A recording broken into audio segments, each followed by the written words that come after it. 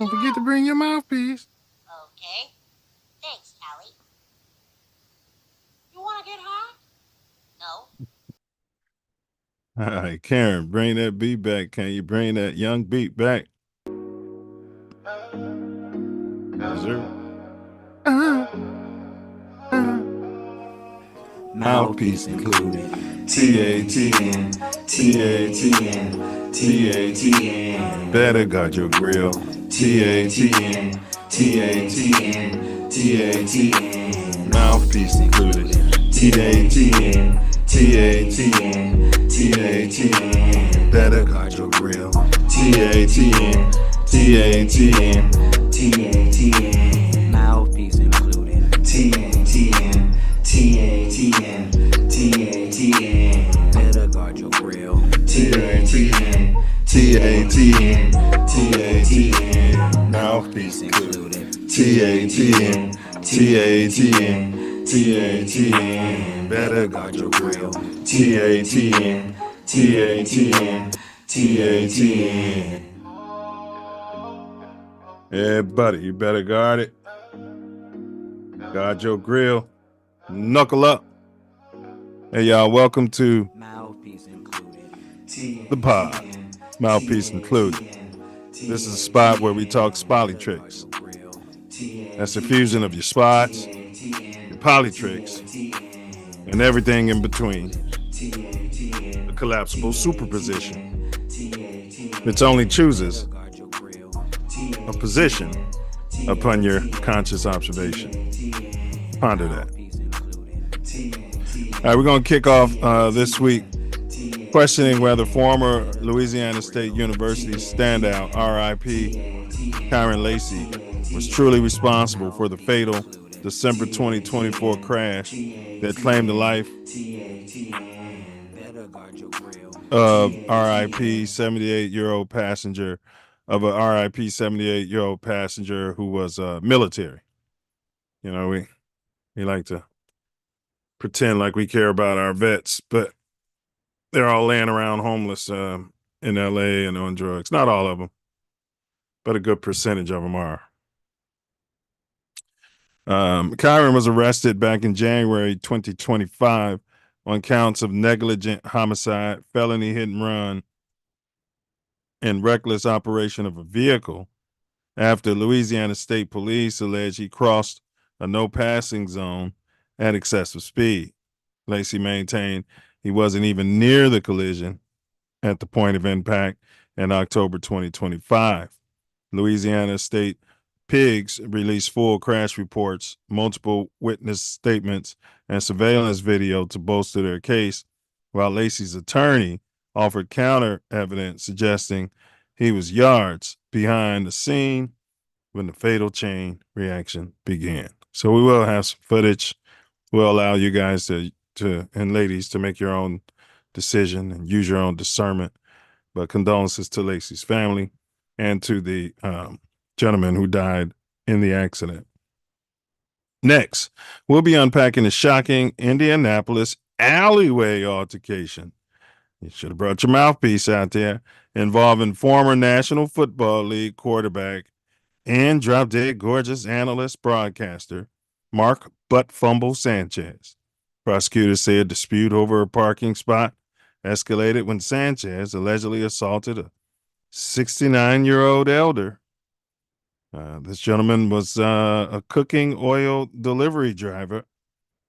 You know, he picks up the old cooking oil from restaurants and businesses and gets that oil recycled, leading to self-defense stabbing that hospitalized both men. Charged with one count of battery resulting in serious bodily injury, a level 5 felony, punishable by up to 6 years in prison. And he's messing around in the KKK state of Indiana with a last name like Sanchez. I don't know if that's going to hold up out there, buddy. Mess around Indiana. You can and you will do your time. Sanchez now faces a potentially life-altering legal battle as the case unfolds in Marion County courts. So we're going to be unpacking that here today. And then, of course, we're going to do a quarterly NFC North review. Okay. We're at the quarter point of the season. Our general manager, came out the whip. It was 4 a.m. before the sunrise, and he was out there at Hallis Hall on his first day with his dirty Air Ones on, stepping into the snow and the salt, getting them even dirtier. His feet got to stink. Talking about let's get to work, and we're going to take it up the north and give them all our back. So we're going to take a look at that. We're going to break down the NFL's toughest division in my mind's eye, the NFC North, the Norse, the black and blue division. Okay. We combined for a record-setting 45 wins and 384 point scoring differential in 2024. The Bears, Lions, the FGB, and the Vikings all made headline-grabbing moves on the offseason, bolstering their rosters for where we're at today. So we're going to assess the state of the North division and calibrate our picks. Who's going to don the NFC North crown? Finally, we'll unleash our Bears keys to slaughtering the Hogs on Monday Night Football. Okay.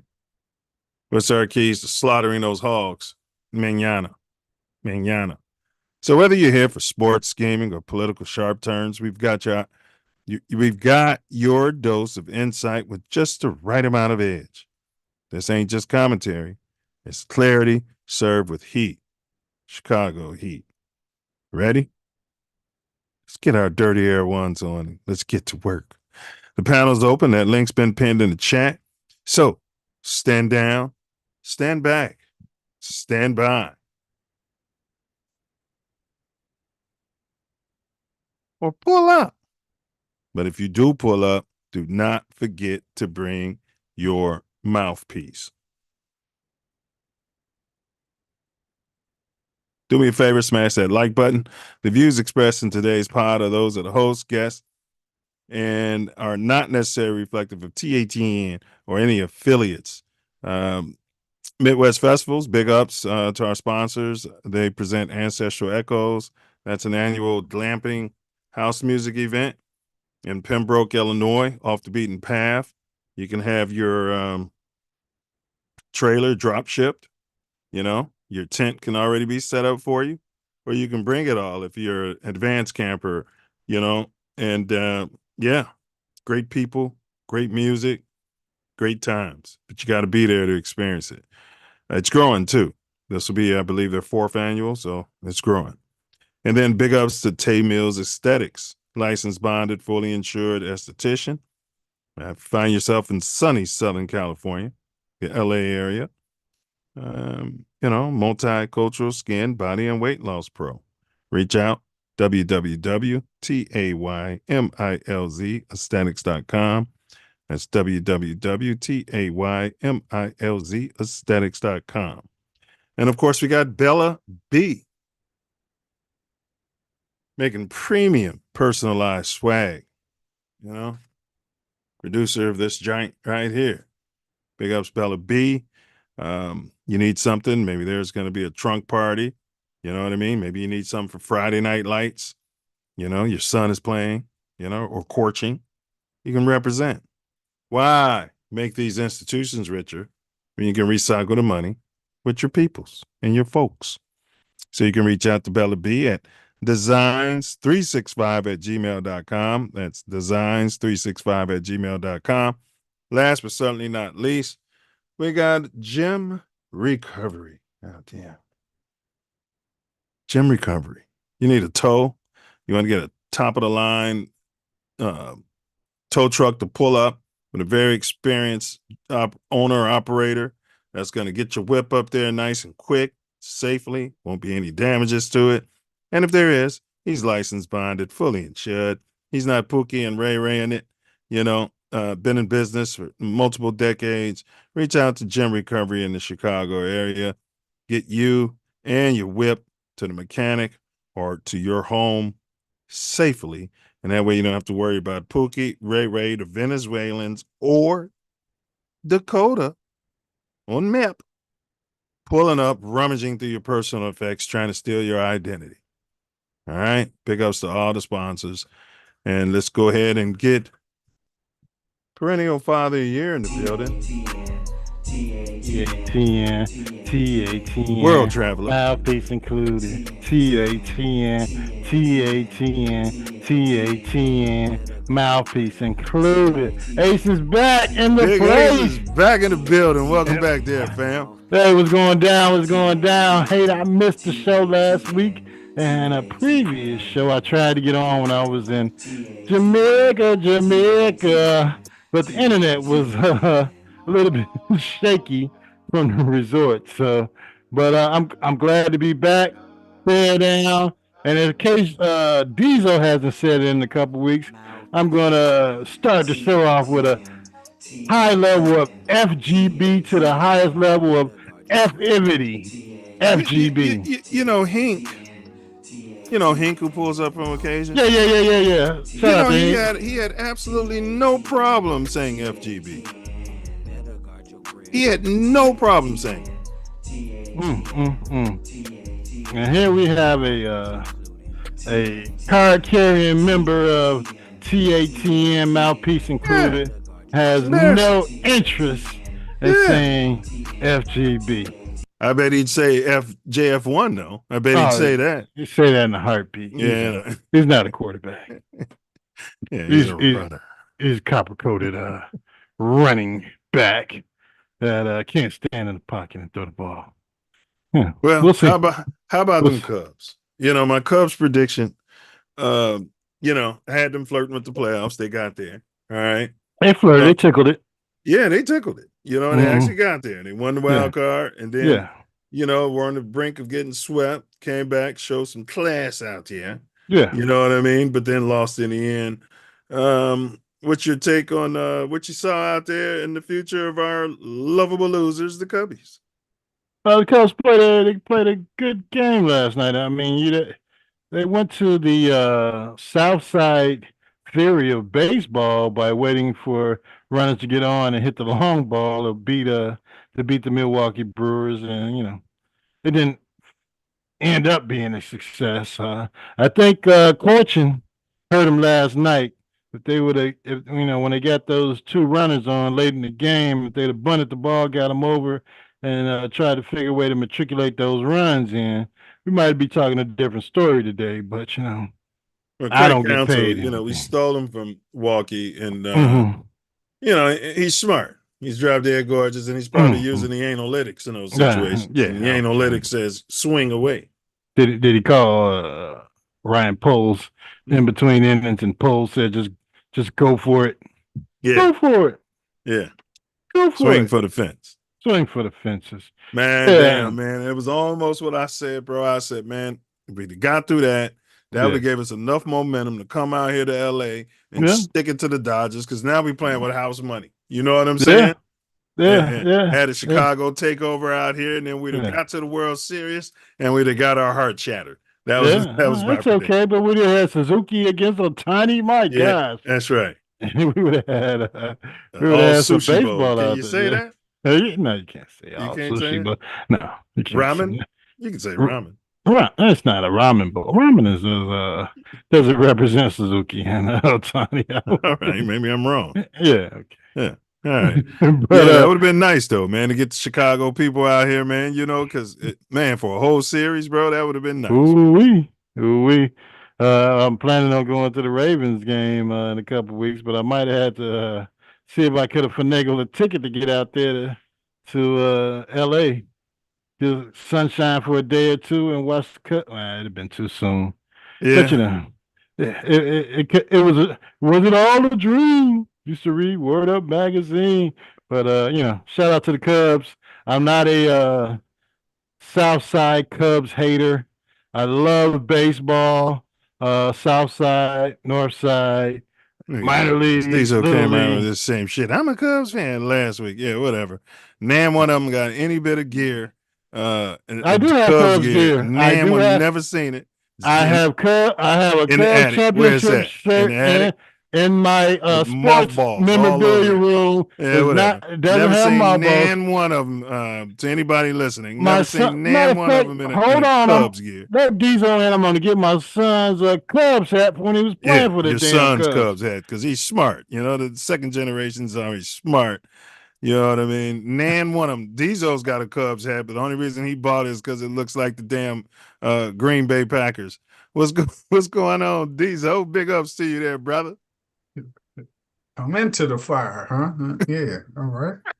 Let's go. We were talking about the playoffs. You know, I'm a little honorary today, but I'm proud of the guys, man. They, at I least told you if they win a series, they had a good season. yeah, and they went They out won a fighting in the series second. and then they Yeah. came back and made it Mhm. some comp. And to my surprise, it wasn't even their damn pitching. They just couldn't hit. Couldn't matriculate. That last game they couldn't hit. And There's my again, Cubs hat. Look I at don't this like guy. He went and got a Cubs hat.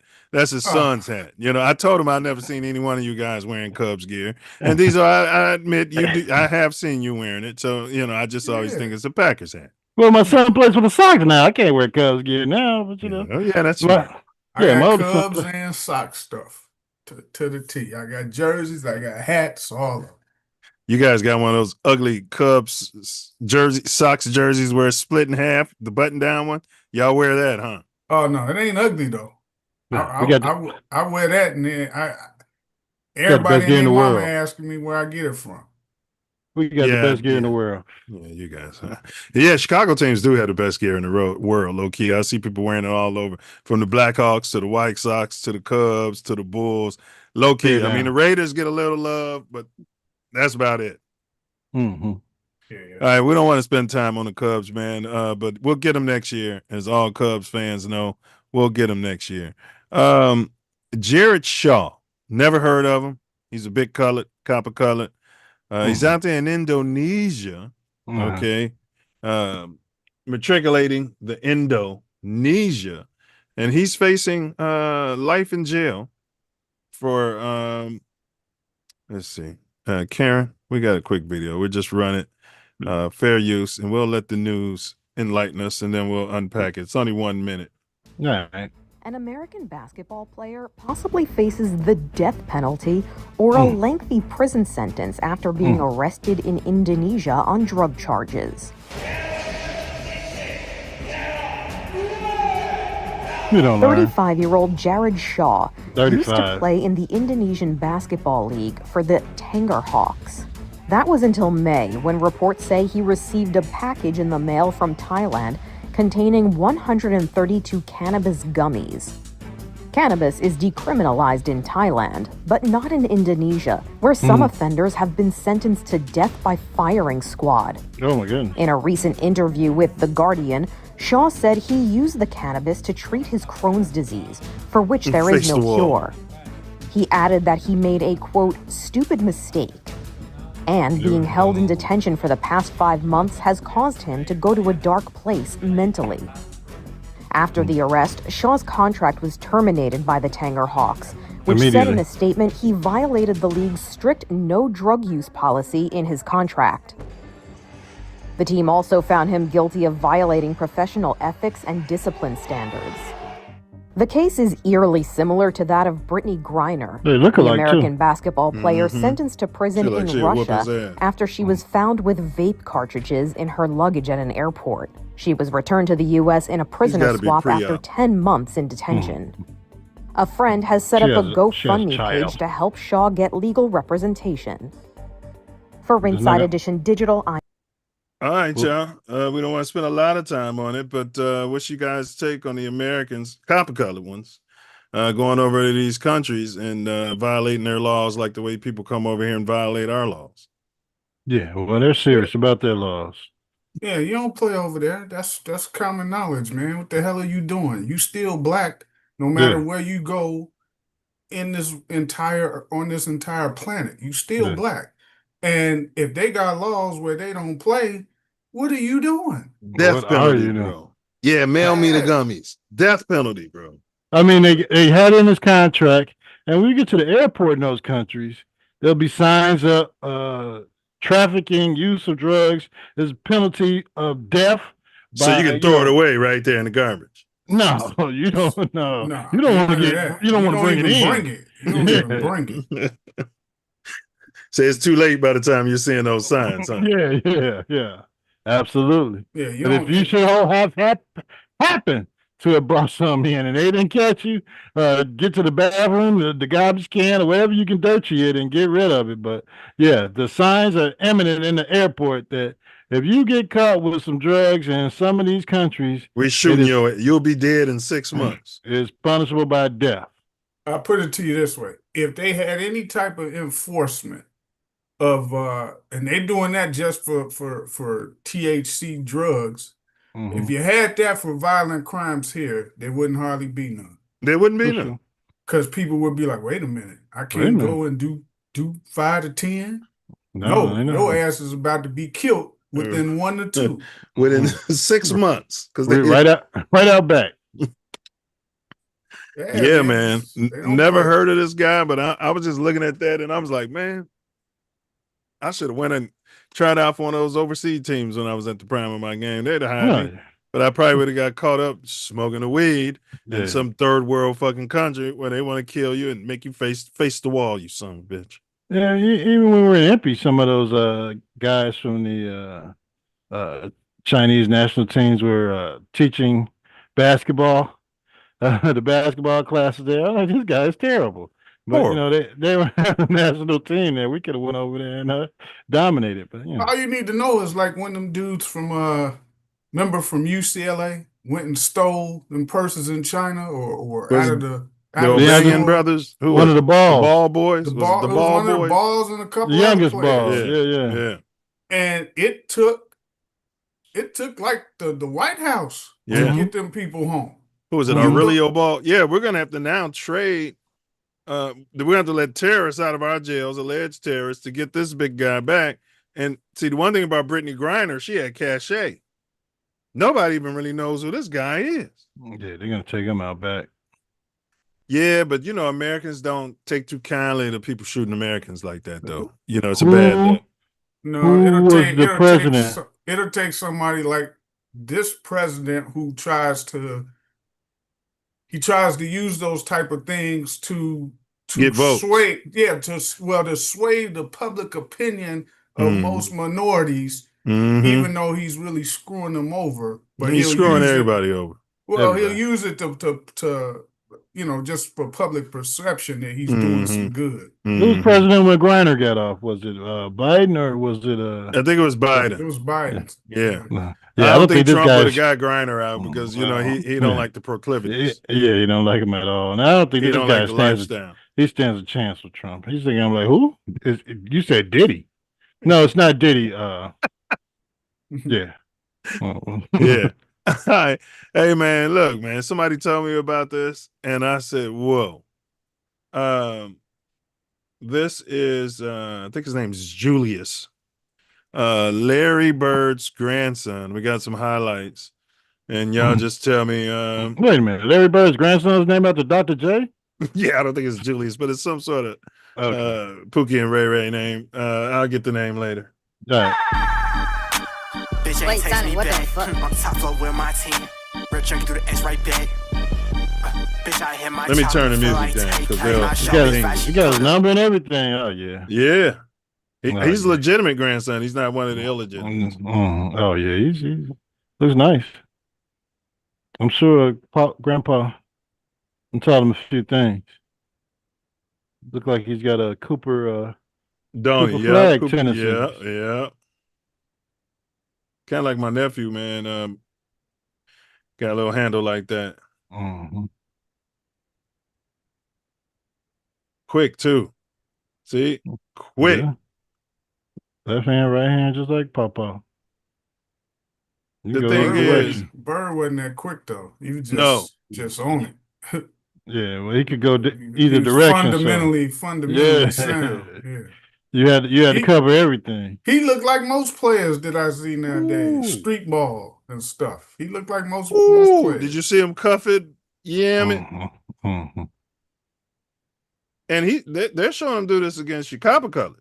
Yeah, and it looks like some AAU ball. Oh, yeah. They don't look like Little Sisters of the Poor. Yeah, no, it don't. Look at him, bro.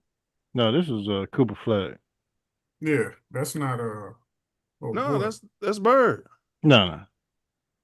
That's Bird right on the back. No, it says Cooper Flag. Oh, That ain't the same player. See? There we go. That dude's more pudgy yeah. than the one you were showing just now. Oh, okay. That was Cooper Flag. Yeah. Let me go They back. switched. They switched to do the comparison, I guess. Okay. Are you sure? Yeah. Yes, so trust me. Look at that dude. He is Yeah. not pudgy. He's taller. Yeah, he is than taller. the first guy. Yeah, he is taller. Okay. All right. Well, yeah, that's what threw me off. I'm like, damn, this dude's doing all that. You know what I'm saying? I'm like, damn. It's AI. You know how AI does. He got a quick little shot though. Yeah. See, I used to do that at Empty, still on people. They didn't even know I was shooting. They used to come down, drop it. You can't shoot from. Oh my goodness, he did shoot from there. Oh, and one. Yeah, I think he's been working with Papa.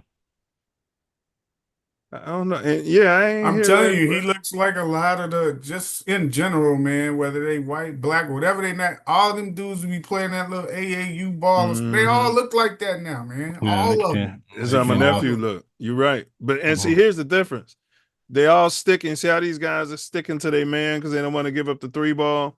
So all this was harder to accomplish when we played ball because this kid here would be right here in the lane, preventing him from just waltzing to the hole. Yeah, and pick that ball right on out and then flick it up court, and somebody's dunking the ball. Yeah, correct. Getting an easy layup. Yeah, they're just playing one-on-one basketball ultimately. Yeah, there's no help, and they're not playing good defense. I mean, they're letting them immediately get past them with the ball and drive straight to the rim. Well, yeah. See, we used to drive and kick, and then you'd have to close out. They just stick to their man. All right. All right, y'all. So that's Larry's grandson. I think we heard y'all take. Y'all got anything else to say about it? Yeah, I wonder what age he is. I'll be happy to see him when he gets to the collegiate level, see what he can do. Yeah, maybe he'll go to Indiana State. No, he won't. Maybe he'll go to the Illini. No, he won't. Hell, y'all got against the Illini. I mean, stay in that state. That's where he's gonna stay. Kendall Gill's son went to Northwestern. He's playing for Northwestern right now. He's a freshman. He's not going to Illinois. Larry Bird's grandson, high school. Let's see where this kid is. Shout out to KG and the Fly and the Nine, but hey, they don't have any love for that damn school. There's no public record of a grandson of Larry Bird attending high school. Recent viral videos mistakenly identified high school basketball player Liam Campbell as Bird's grandson. Campbell, who is from Meridian, Mississippi or something? Yeah. Oh my gosh. So this must be internet rumor. It's all a dream. Just because he got number 30. He likes Larry Bird. Come on, man. Yeah. No reason for that. No reason for that. The poor kid. Campbell was a highly rated high school player from Idaho, Dezo. He committed to play college at St. Mary's. No relation. There's no indication he's related to Larry Legend. I was wondering why I never heard Larry comment about this kid. You know what I'm saying? Yeah. Because I would have been like, Larry's got to be proud of this dude's approach to basketball. You'd have heard it on some shows or games or something. Or even talking about Cooper Flag, or the next Cooper Flag will be we got Larry Legend's grandson, blah blah blah, skip. And Cooper Flag, he ain't even played in the league yet.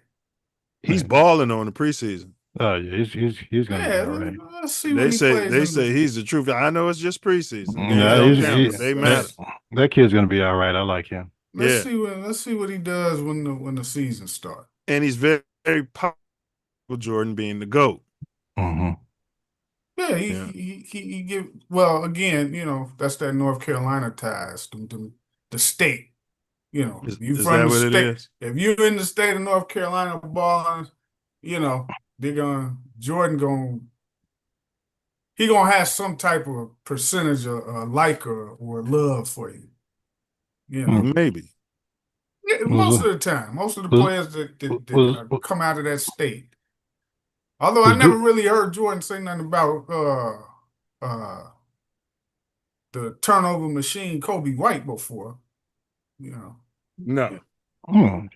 Jordan don't really talk about players. No. No. He was an owner. He couldn't say much.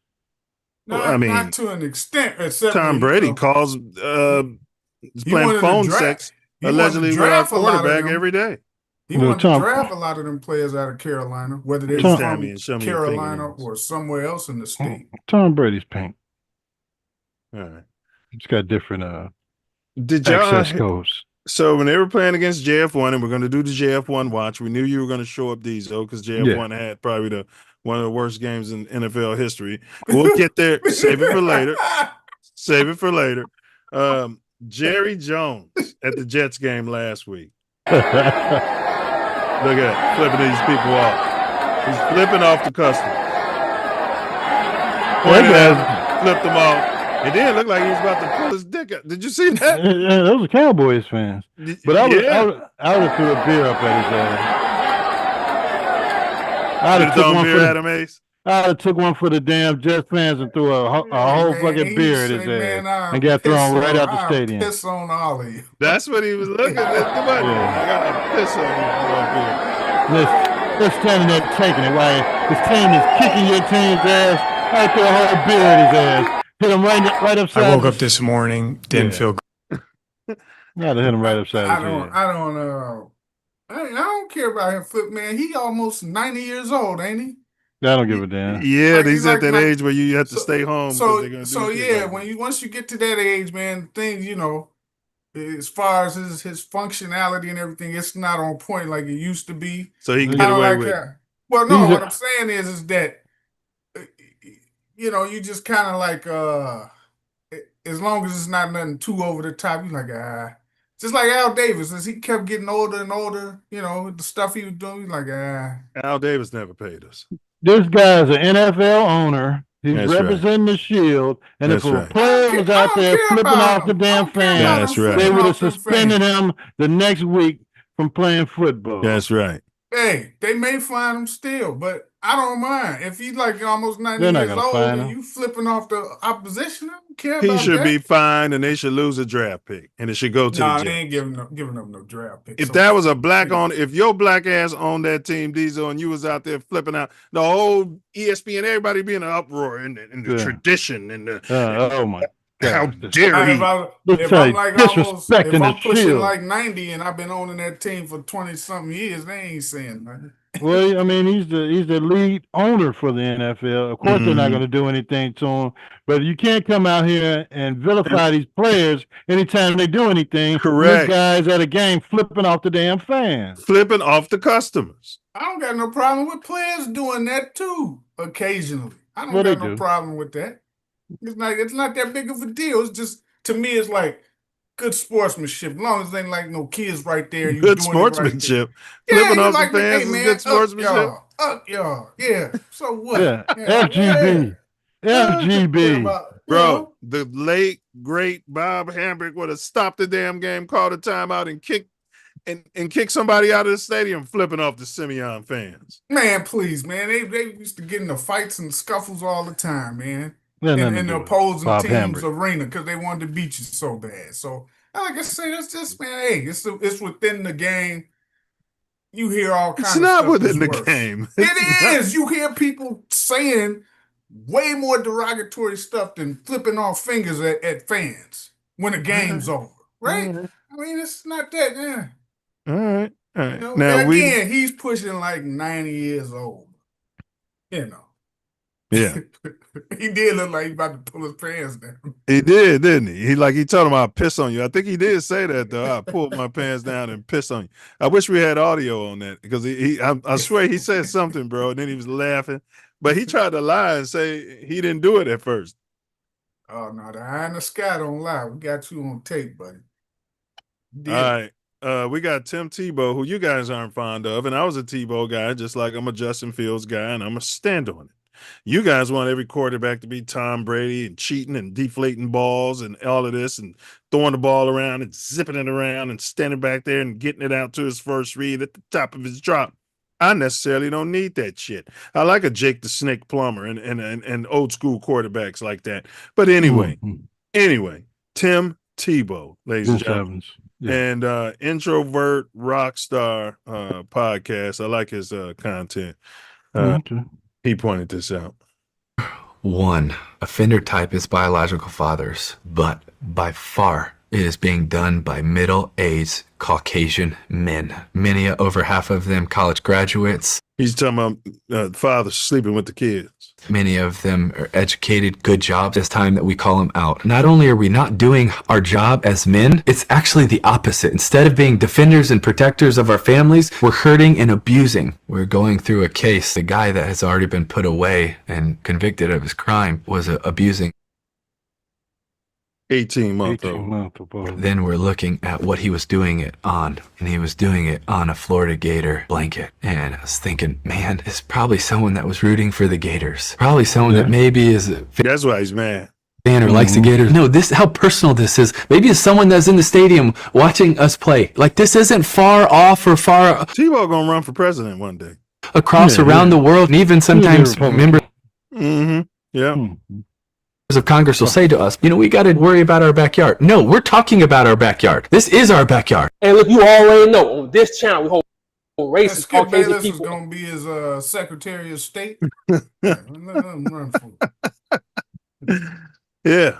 Just wanted, we talk politics. What's you guys take? Tebow. He's alleging that it's because it's always, they always talk about all over the internet, black men doing stuff like this. It's the numbers. It's nothing alleged. It's the majority of pink offenders in the world. So he's just stating the truth that's probably in the numbers, and nobody wants to talk about it. Facts. Nobody. Committed by white males, what they don't tell you. Okay. He's got a lot of stats on here. Y'all check out this guy's channel. He's doing his thing. Heartbreaking that the same men who are supposed to protect their families are the ones hurting them.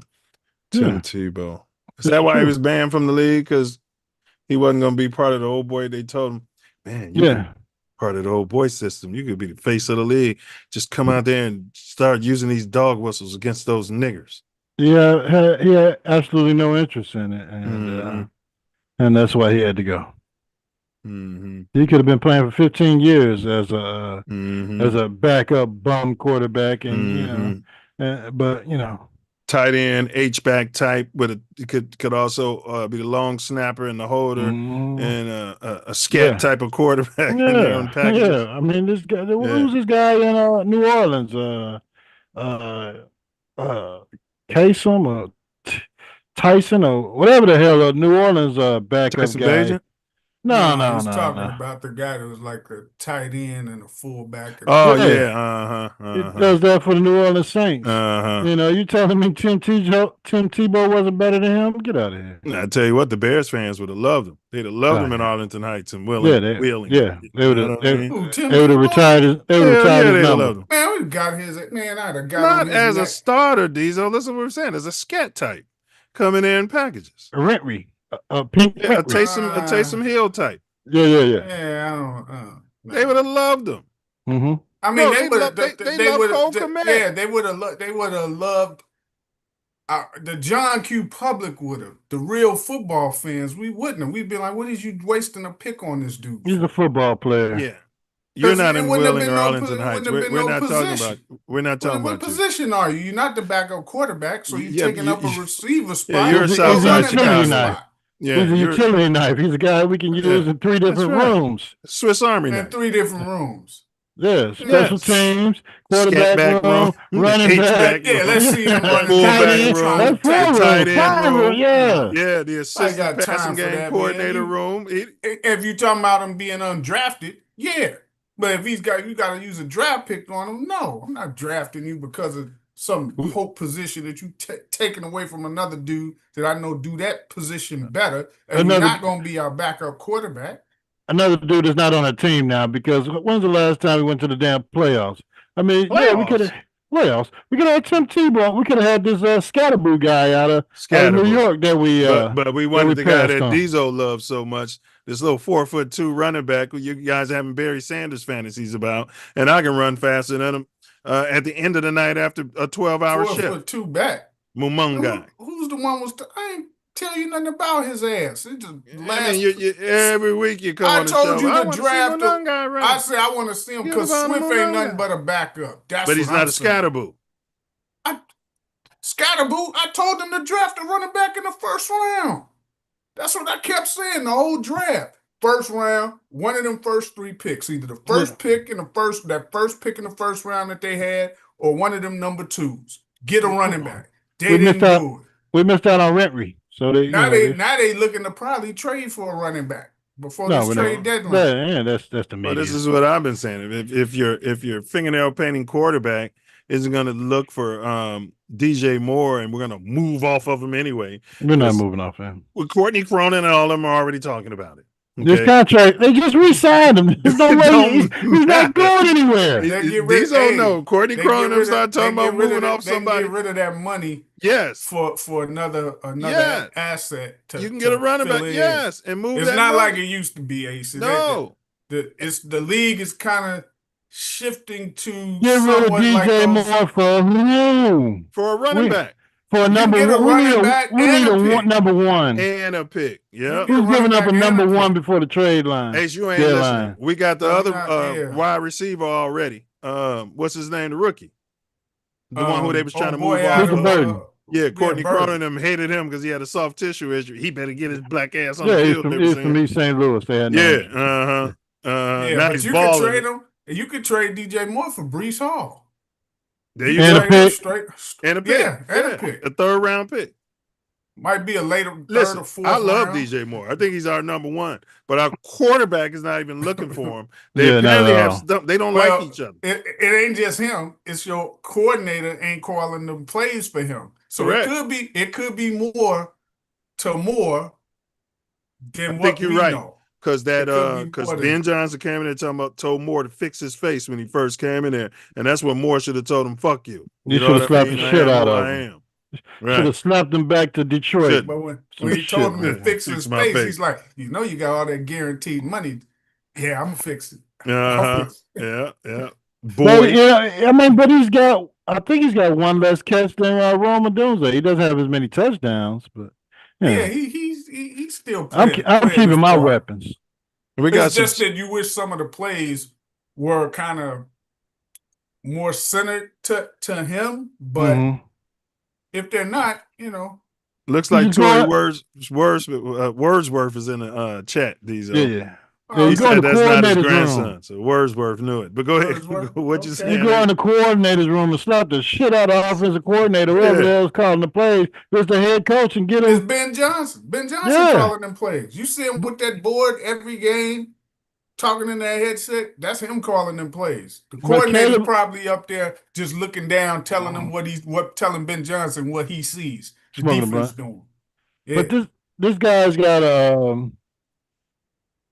with the weapons the Bears have, there's somebody wide open every play. It's the quarterback. Once he gets into the offense a little more, like I said at the beginning, you got to be patient. Once he learns his offense a little bit more, he'll be able to see that every play there's somebody wide open. He's just got to learn the nuances.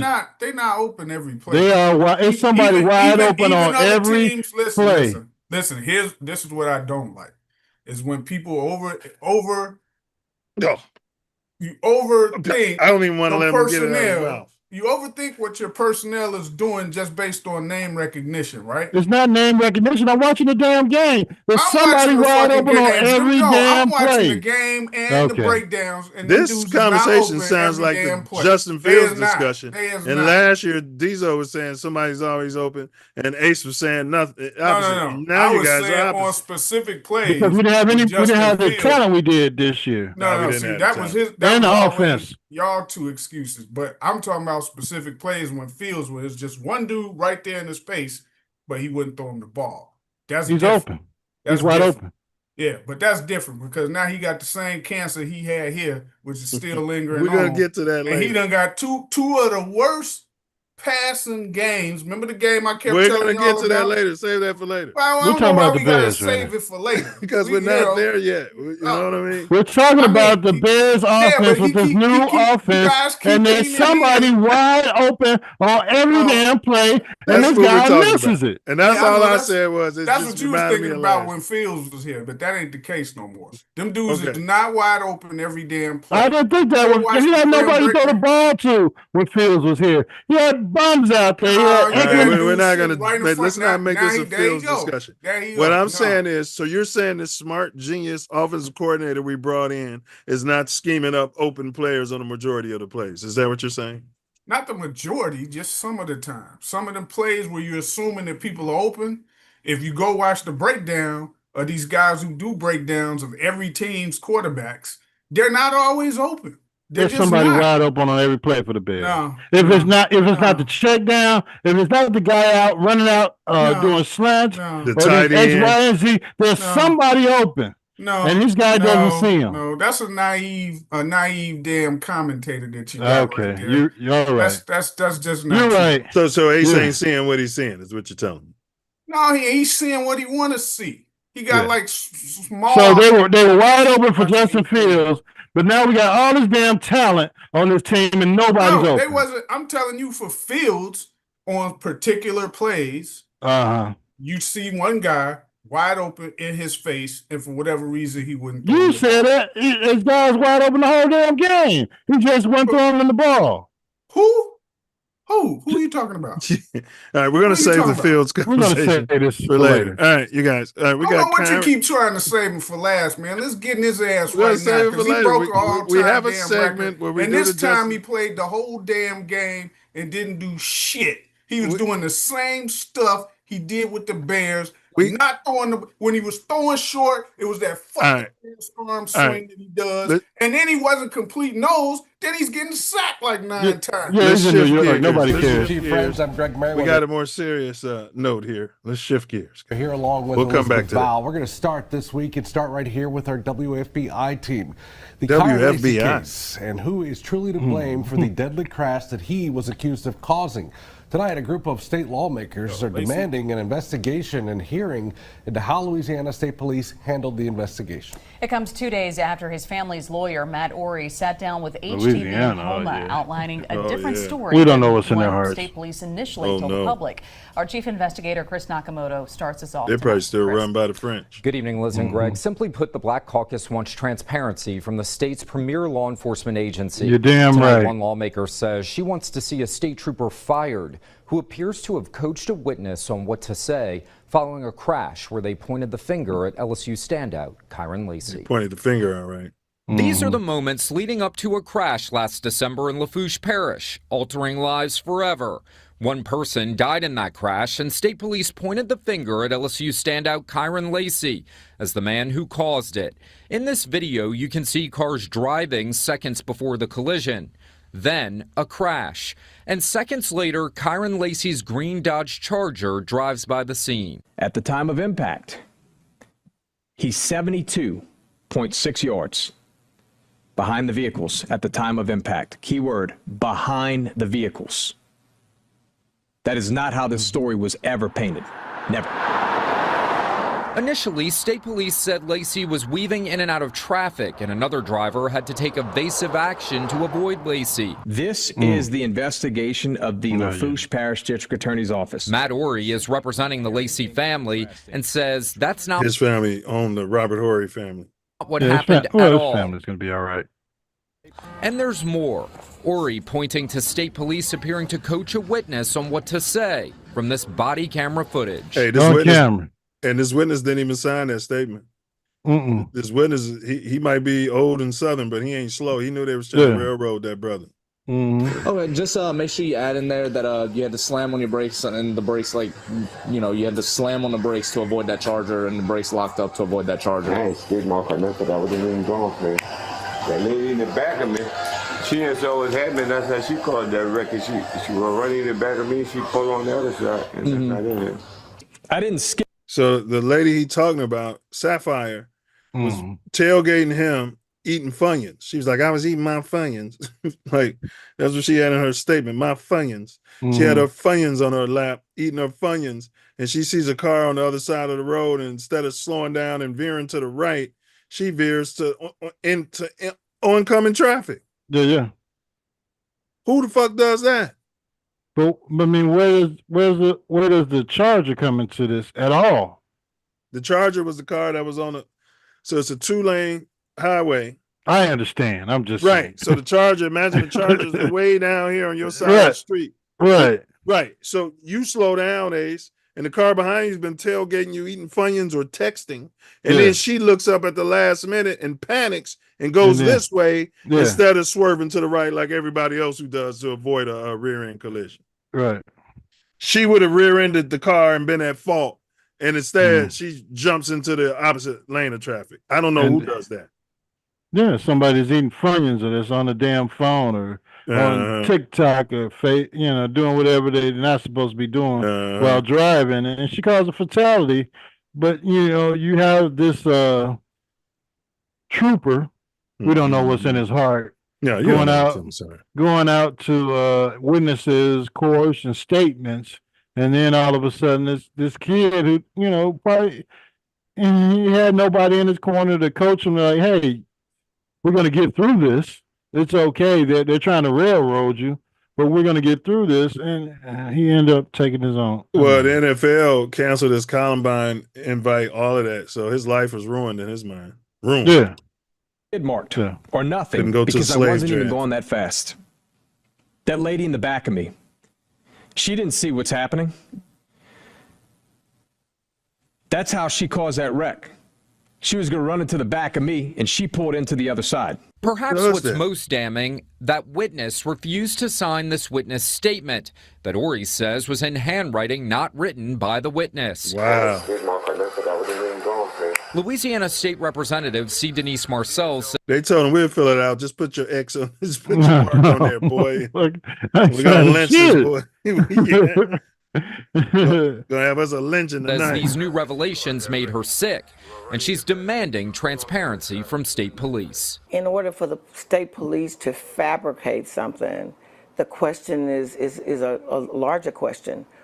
What did it benefit him to frame Kyren Lacy? He's a racist. I mean, we have to ask ourselves, you don't know. Why? Right, Diesel? Why did you pick this kid to frame him for this accident that he did not cause? Marcel says this is not her first run-in with state police. She sat on a committee trying to get to the truth of what happened to Ronald Green, a black motorist who was beaten to death in North Louisiana in 2019. But state police told his family those escaped inmates in Louisiana was talking about the corruption too. He died in a crash. He fell out the car. I never thought that they were Boy Scouts. After the hearing with Ronald Green, I had lots of questions about you should have had questions about him before the Ronald Green hearing. How they moved people up and how they got rid of people that blew the whistle. So I had a lot of questions about the state police. Never would I have thought that they would have just picked a random person. And it's some question about how he died, Ace. He had the next day, well, allegedly, it was a car accident, but the cops was chasing him. Something ain't right there. Yeah, of course.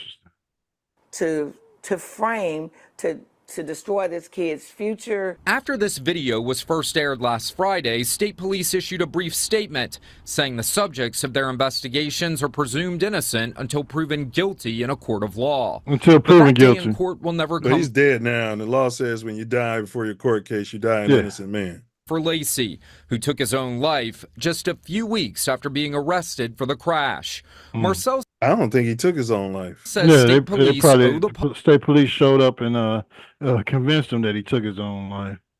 Yeah, and they do the crime scene investigation. So yeah, they was probably chasing him, hunting him. They was threatening him on it, because they got access. Chased him down. He probably crashed. Maybe he was unconscious, and then all I gotta do is put the throwaway gun in his hand and pull the trigger, and there it is. Yeah, security for the game. They know him. Yeah. Full explanation of what they did here. including that trooper who seemingly tried to coach a witness. I would say to Colonel Hodges, you really need to start by firing him. Do a thorough investigation, allow somebody else to do the investigation. Don't If you're the state lawmakers, they should have the authority to fire this son of a bitch. Yeah. investigate yourselves, because we found out what that could lead to in Ronald Green's incident. We want They should be somebody able else to to come vote in and investigate and fire this. him. Because those are they the And people, that right? may just People. happen. Attorney General Liz Murrill today saying her office will take an independent look at this case. State police confirmed. So what's y'all take on this, man? You know, Ryan Clark first was piling on the brother when the story first came out. And then when the lawyer finally got the tape, Ryan Clark was, you know, really supporting the brother. But then the LSU, Louisiana State Police came out and put out their rendition of it. And then Ryan Clark came out and made a public apology. Yeah. I mean, well, you know, he works for ESPN. His bosses. A lot of the guy, you know, daily commentators on networks and stuff. These type of situations, you should preference when you make those statements from what I know right now. But wait till more information comes out, because then you end up having to backtrack when you assume that, you know, the police and the authorities are telling you things that are true. And I'll say this, I mean, it goes on throughout America, but a lot of those southern states, man, I mean, from the regular local police to their state police, to their prisons, the sheriffs. Oh my God, man! I mean, they're super, and they go on throughout all of the country. Now, don't get me wrong. We don't know what's in their hearts, though. This shit. The hell if you don't. Because prison is slavery. So in those southern states, they're really leaning into that. Man, I mean, it's like really, really bad. You've been sentenced to life. Life. This guy kept telling that dude, I just need you to make sure you put in that the other car caused the accident. Right. He's standing there telling you, it was that lady, she wasn't paying attention. You know what I mean? He said he stopped and didn't even have to slam on his brake. There was nothing on the page. There was nothing on the damn paper. He just, I need you to put that in there and then sign right here. Yeah, don't worry, we'll fill it out. Make your mark right here. Man, I'm telling you, yeah. And I'm talking about all of them southern, I mean, Arkansas, Alabama, Mississippi, Louisiana, all of them, man. Oh, God. Why does the NFL get to react like that? To your point, you're innocent until proven guilty. Why do they get to cancel his combine? Why do they do that and say, wait till your legal proceeding is over? Instead of just doing business as usual, pending the case if you're innocent until proven guilty. Glad you said that. The dude from the Illini, the basketball, last year. Oh, yeah. He got accused for the rape. He got accused for the rape. And they told him he couldn't play no more for the Illini. Yeah. He sued. Did he win? The court said he won. You get to keep playing because you're innocent until proven guilty. So how can you be suspended? Money. They let him play. He got drafted by Minnesota. Terrence. What was his last name? He was their best. Terrence Shannon. He was their best player off the bench. He should have been on the Bulls. That Bulls should have drafted him. Well, they don't want players like that in their locker room. And he beat we the want case. character guys. And he beat the case. Yeah, because he was innocent. It was a crock of shit. Yeah. But his whole career could have been upended based on allegations. Hey, we're not letting you play no more because we're basically saying you're guilty until proven innocent. But they let that dude at Oklahoma play, even though he didn't break a law. He's on the Bulls now. So Giddy? Giddy. Yeah, he's not. He was having proclivities with a 16-year-old, but apparently it's legal in that state. His country. Still weird. Yeah. Yeah, it's nobody's talking about it. But just based on what you said, that's a perfect example. Yeah.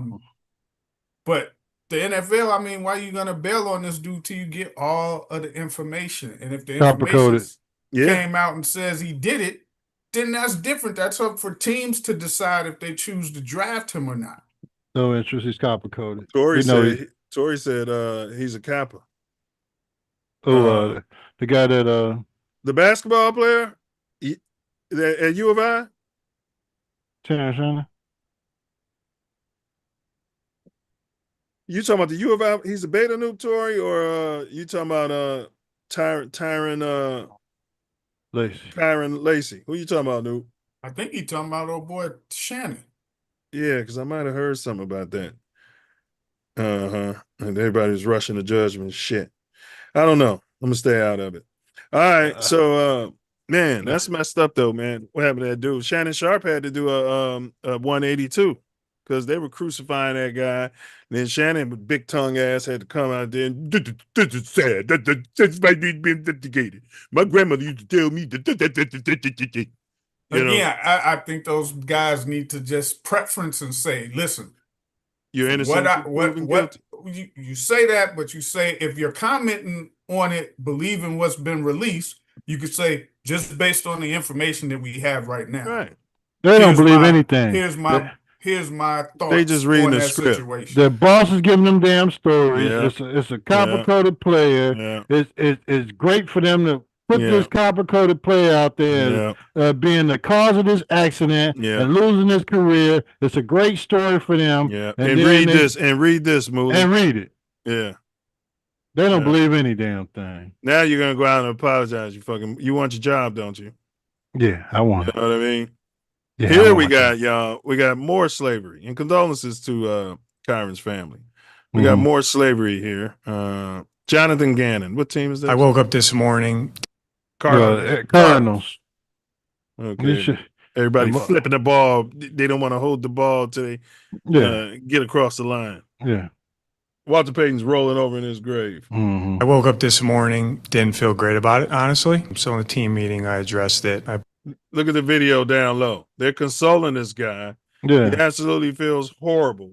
You know, you the guys who made him a trophy generation. You give these kids trophies no matter what they do, how they fuck up their whole life. And then they get in the real world and he can't be consoled. Apologize to Omari, apologize to the team. And I just told him I kind of let the moment of what happened get the better of me there, honestly. So in the team meeting, I addressed it about it, honestly. Yeah, looking at the play, didn't feel great about it, honestly. I woke up this morning, didn't feel great about it, honestly. So in the team meeting, I addressed it. I apologized to Omari, apologized to the team. And I just told him I kind of let the moment of what happened get the better of me there. Obviously, like I try to be emotionally stable and calm because my job is to solve problems and kind of lead the charge on that. So it's not really right there.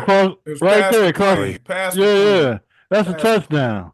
And they got all the damn replays and equipment and technology in the world. They said they don't have a side that cone view and for underling games because I guess they can't afford it. But you don't even they need to have it at every damn game. That he's past the man. Listen, I was so heated yesterday watching Georgia and Auburn. Oh my God! Let me tell you, the refs did in that game. Auburn is winning. I think it's like 10-0. It's going in like before the half. They're at the goal line. It's like 3rd and goal, I think. Yeah. I'm not sure if it was 3rd and goal or 4th and goal.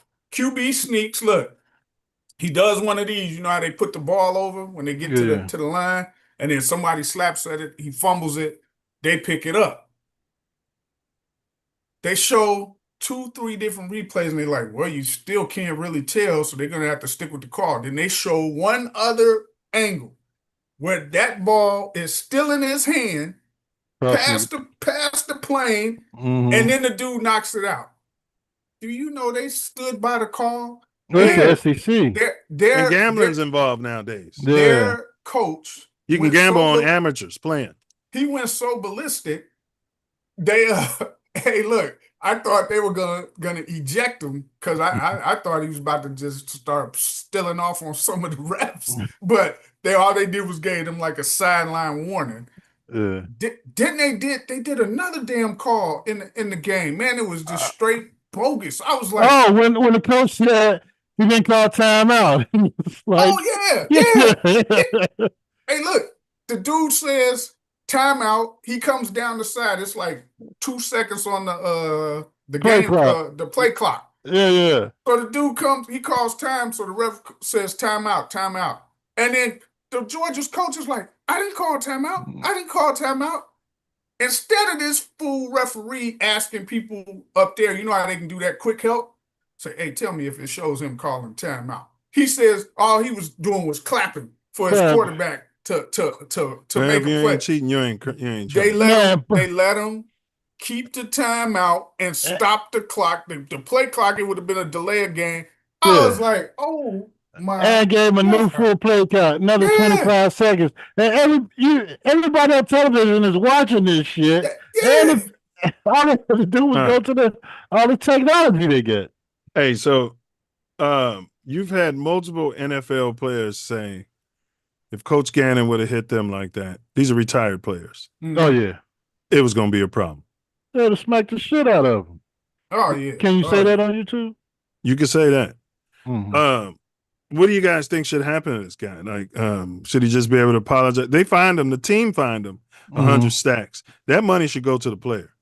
Yeah, it's going to the... So a couple of things. So it depends on next freak it depends on your player, right? Like if that player hasn't ever done any type of things to get fined and penalties and stuff like that, because somebody like Belichick, I'm just using him as an example. Oh, we'll get to him later. He probably would have cut that guy. The player. I'm talking about the player. Unless that player never have a history of doing foolish things, on the field that guy and stuff doesn't. like that. But you got to remember, somebody did it the week before, so that was probably addressed in their meetings. This is a first-year coach. This guy has no ability to cut any damn body. Yeah, but you ain't got your right to put your hands on him. Just sit his ass absolutely down. not. He's looking at, but that's what I say. You can say, hey, you grab and bench the rest of this game. You gonna sit on that bench until your legs are numb. But when you go and like touching them and stuff, it's assault. Yeah. This kid's got a family. Dicker used to try to do stuff like that. Times was different then. You can grab them by the face mask. You can spit in their face. These kids have been raised with a silver spoon in their mouth, getting trophies, and nobody raising their voice. Hey, I remember Dicker was going in on this dude who had got like hurt, and he wasn't going to do nothing but be like second team or third string. And Dicker was like cussing and fussing at him, and the dude was like, "What? What you talking to?" Man, he was about to go in on Dicker because Dicker was like, "Yeah, get him out of here. You weren't gonna make the team anyway." Some shit like that, man. Yeah, he's like, "I'll whoop your ass." Dude was about to kill him. He was about to kill him. Big dude. I don't know if he was offensive line or defensive line. Right, because Dicker crossed the line, probably called him a name, probably called him a pussy or something. Yeah, he told him like as if he was milking his injury or some shit. Right, like a little bitch. I'm sure he called him something. But you got to look at. You also got to look at the context of when he hit the guy. I mean, he's talking to his offensive lineman. The offensive lineman are like, things like this happen. Don't make sure it doesn't happen again. And it's the things that the running backs coach, his offensive lineman, maybe the quarterback, and especially the head coach could have probably told him later on in the week. But you don't embarrass your player on the sidelines during the damn on game. national TV. Not like that. Now, in the Giants game, Dart dropped dead gorgeous. He was in the tent. They was checking his marbles to see if his bell was rung. And then you had the head coach and Scatterboo stick their heads in the tent, putting pressure on the doctor. The head coach said, well, I just wanted to know if I need to call a timeout if he was going to be ready so I can get him back in the game. So it's a lot of stuff I think they letting these white coaches get away with. Again, these was coloreds. Yeah. It'll be a whole different slant, a whole different angle put on it. For sure. You think Lovey would be able to get away with that? Hell no. Who's coaching the Jets? You think any black... Aaron Glenn. Mike Tomlin couldn't even do that. He's on the firing line too. I can tell you that. They trying to fire Mike Tomlin every year, and all he does is Aaron Glenn. I can tell you that. Well, he needs to fire that offensive coordinator. Is what he needs to do. Who is the coordinator for the Jets? Correct. He needs to fire. Who is he? Whoever he is, I don't know why he hired that dude.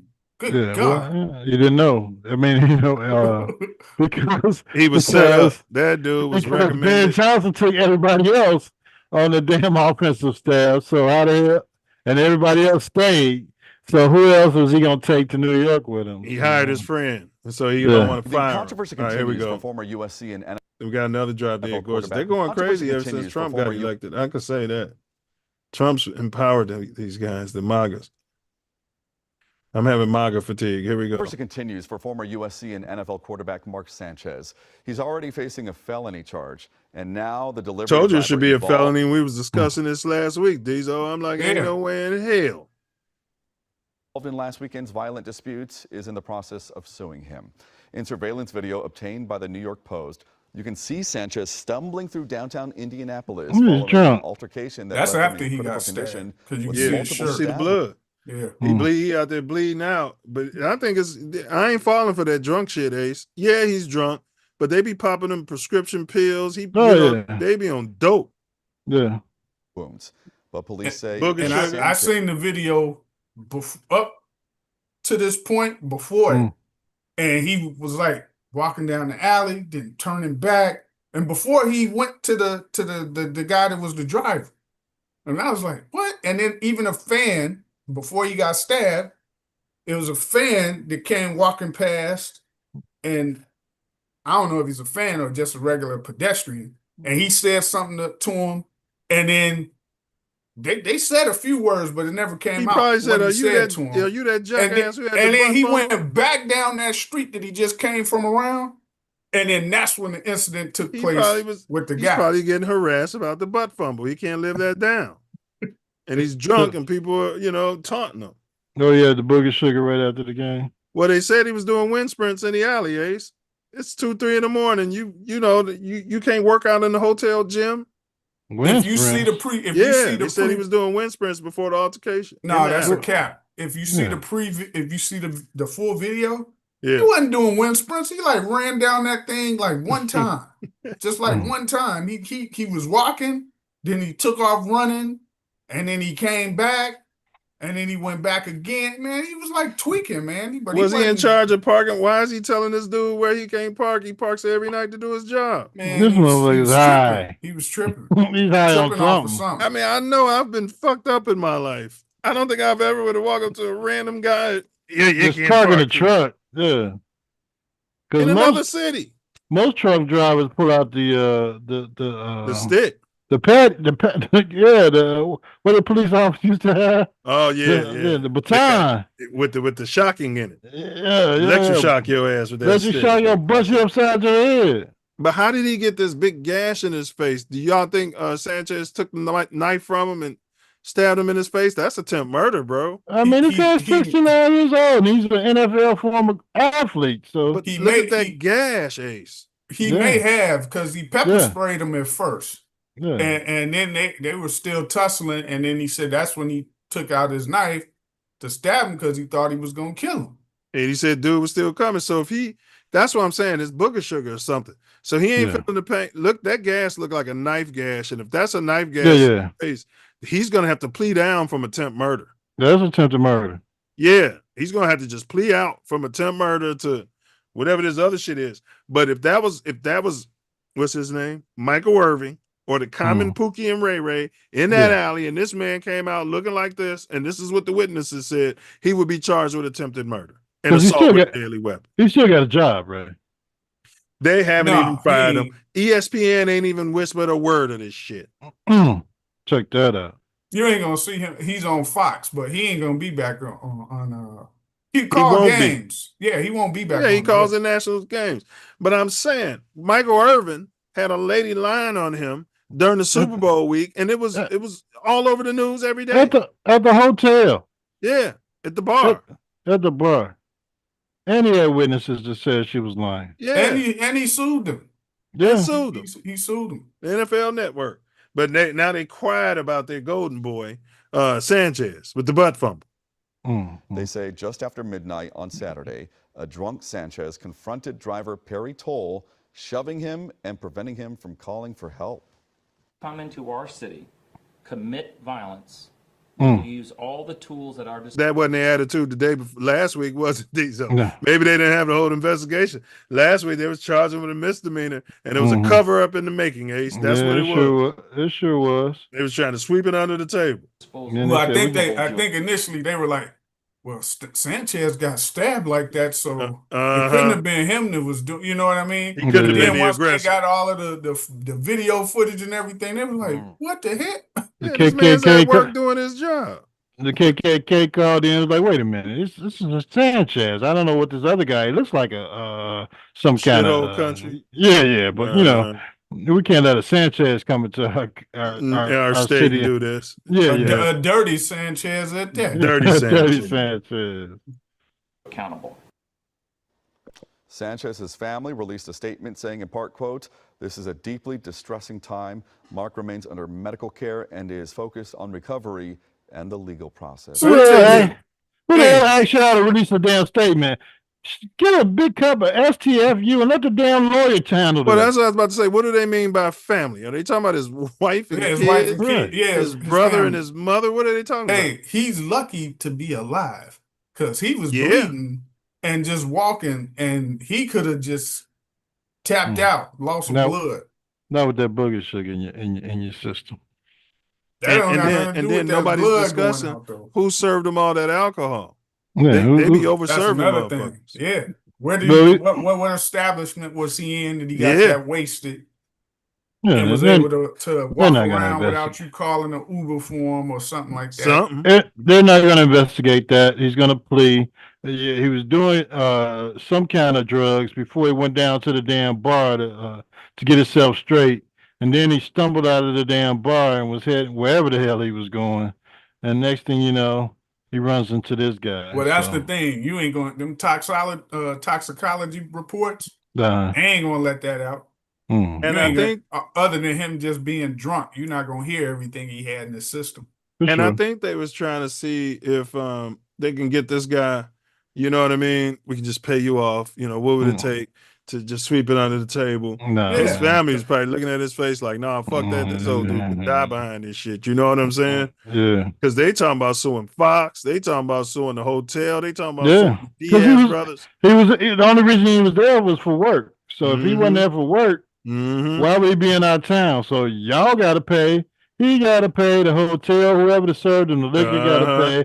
We got to find a damn drug dealer, but he probably bought that with him, and they got to pay. Yeah, I was telling Mercer last week, like he can't go back to that job he had because Aqib Talib, he was calling college games. I like his analysis. He was calling college games, and remember, his brother got into that fight at that it was a high school game, right? I hadn't forgot all about that. And he shot a guy. Yeah. And self-defense. They ain't let Talib back on the damn the network. You know, even though he didn't do the shooting, I mean, he might have been involved in the scuffle, but he ain't been back on that network. And I was telling him, I was like, he was, you know, he wasn't like the main guy who was calling the game or the second. He was like the third wheel, but each as I would hear him each game, I could tell he was getting better at it. You could tell how he was putting in his insights and calling the stuff. And I'm like, I was like, oh, sleep. I was like, I didn't think he had it in him. I thought he was all initially. I was like, that dude too ghetto to call games, right? Well, he is on the podcast, but he get on the podcast. But the games that he was calling, I thought he was doing a good job and getting better and better. And then you ain't gonna see him no more. Nah. He good on the podcast. He just be cussing, man. But I love his content. His mouth. I'm like, man, you cussing just a lot. Remember he got into that fight on the field? What was the receiver? A couple of times they had a squabble. They should go back and forth. Yeah. The dude, he was a good receiver too. Yeah. I can't remember who he was. On national TV, they kept getting into it. And I think he didn't get ejected one game for like. I think they both did. Yeah. What's the guy? I think it was the dude that Richard Sherman called out that one time when they were in the playoffs and he intercepted the pass and he was like, "You should never talk to me about some guy from Philadelphia." What was that guy? What was the dude's name? He does podcast. He's on the NFL Network now. He's real good. No, it wasn't him. No, it was you know what I'm talking about. I forget what the guy's Denver, name. It'll come to me. That'd be I somebody think Denver played a lot, I guess. he was on the Raiders. I think it was Denver and the Raiders. Was it Michael Crabtree? Crabtree. Yeah, because that's the one that Sherman was like guarding when he intercepted the ball in the playoffs. And he's like, you have a buster like Crabtree. Yeah. All right. Yeah. All right. This is what Dzo's on the show for, and he claims that when we do our JF1 watch, he comes out on this show and suggests that we're doing a JF1 watch and we're only going to talk about the positive games. And I told him that's not so. He just comes on here and he starts talking about it before we get. Yes. You guys bring up a comparison with them, and I have to bring you back down to earth every time. Now, the Jets' -10 passing yards is the worst in a game in Jets history and worst by any NFL team in 27 years. -10 Jets total passing yards versus the Broncos. The Broncos defense had 9 sacks versus the Jets. All right, same thing happened in Justin's first game. I'll be fair to him. We don't count the sack yardage. They count. But that's how he's at -10. Yeah, but they don't do it that way, bro. Because it's same way when you play a prop. If you play for the passing yards and it's 250, if he passes for 250, that's what you get. They don't take back. Oh, he got sacked 6 times for 40 yards. But that's what they do in the stats, passing stats. No, the sack yards go against the rushing yards. They still don't. So you look at what he passed for, which I think it was a total like 40-some yards. Yeah, we'll get there for the whole game. So he had 9 sacks. Now they had Justin in the post game. He was like, "Yeah, I got to get the ball out quicker." Yeah, we got to get you out the damn game. How many yards did he have at halftime? So he was 9 for 17 to Dzo's point, 45 yards, 2.6 yards a pass, 0. He didn't turn the ball over. Okay, I don't give a shit. He didn't turn it over, but if you, it was a few times I watched that game because it was 8:30 in the morning here. It was a close game. They only lost by 2 points. Oh well, that's because after the first quarter, Denver couldn't do nothing with the ball either, and the Jets had like good field position on like 3-4 drives in a row and did nothing. Now let's go get Breece Hall, which is what I've been saying, Dzo. I've said it here first. Let's reunite Justin Fields with DJ Moore. Let's get them back together, and then he'd have 2 receivers he can work with. We get Breece Hall in here in a pick. He got Garrett Wilson is so hot. Hey, look, that fool. Hey, I thought they were gonna say, "Hey, man, just go to the locker room, man." He was mad about the coaches, though. Yeah, well, he mad, and not just the coaches. I'm telling you, what I'm seeing from Fields. Now, granted, some of the sacks. It's just one game. No, but he had another game. That other game where he threw for like 54 yards, and it was in the fourth quarter when he got taken out. Go to Breece Hall's stat. Injury. Breece Hall had 22 carries for 59 yards. 22 carries for 59 yards, and you gave up 9 sacks. Their offensive line is trash. No, that's not. And the offensive coordinator is trash. No, I can agree with you on that. But here's what I see. Some of the plays where they're, just hike, go back, let the ball go. Yeah. He's like inaccurate on those. Similar to how he did with the Bears on them short passes that he just like his throwing motion ain't right. Yeah. Other plays, it was like when they're trying to go down the field further or something, he getting sacked or whatever. But 9 sacks. He just I'd say like, 3 of them, maybe 4 of them was on the line. But other times he just not getting the ball out. Once he made a couple of incompletions on guys that was open short.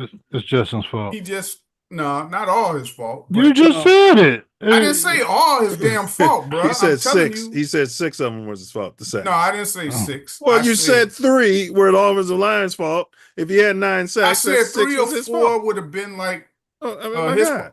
He wasn't even running. You know how he scrambles and takes off and runs? Yeah. I wasn't even seeing him trying to do that, bro. Maybe they want to stay in the pocket like they do.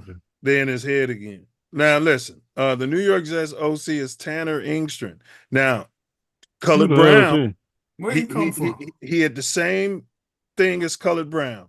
He was working with Detroit Lions, progressing from offensive assistant to passing game coordinator, and also working with the tight ends. Before joining the Lions, he served as offensive coordinator in the fucking XFLs. Oh, yeah. First time NFL OC, so he's only called plays in the XFL. You know what he's doing. And this black head coach might as well had hired Thomas color. Was he on a NFL staff before?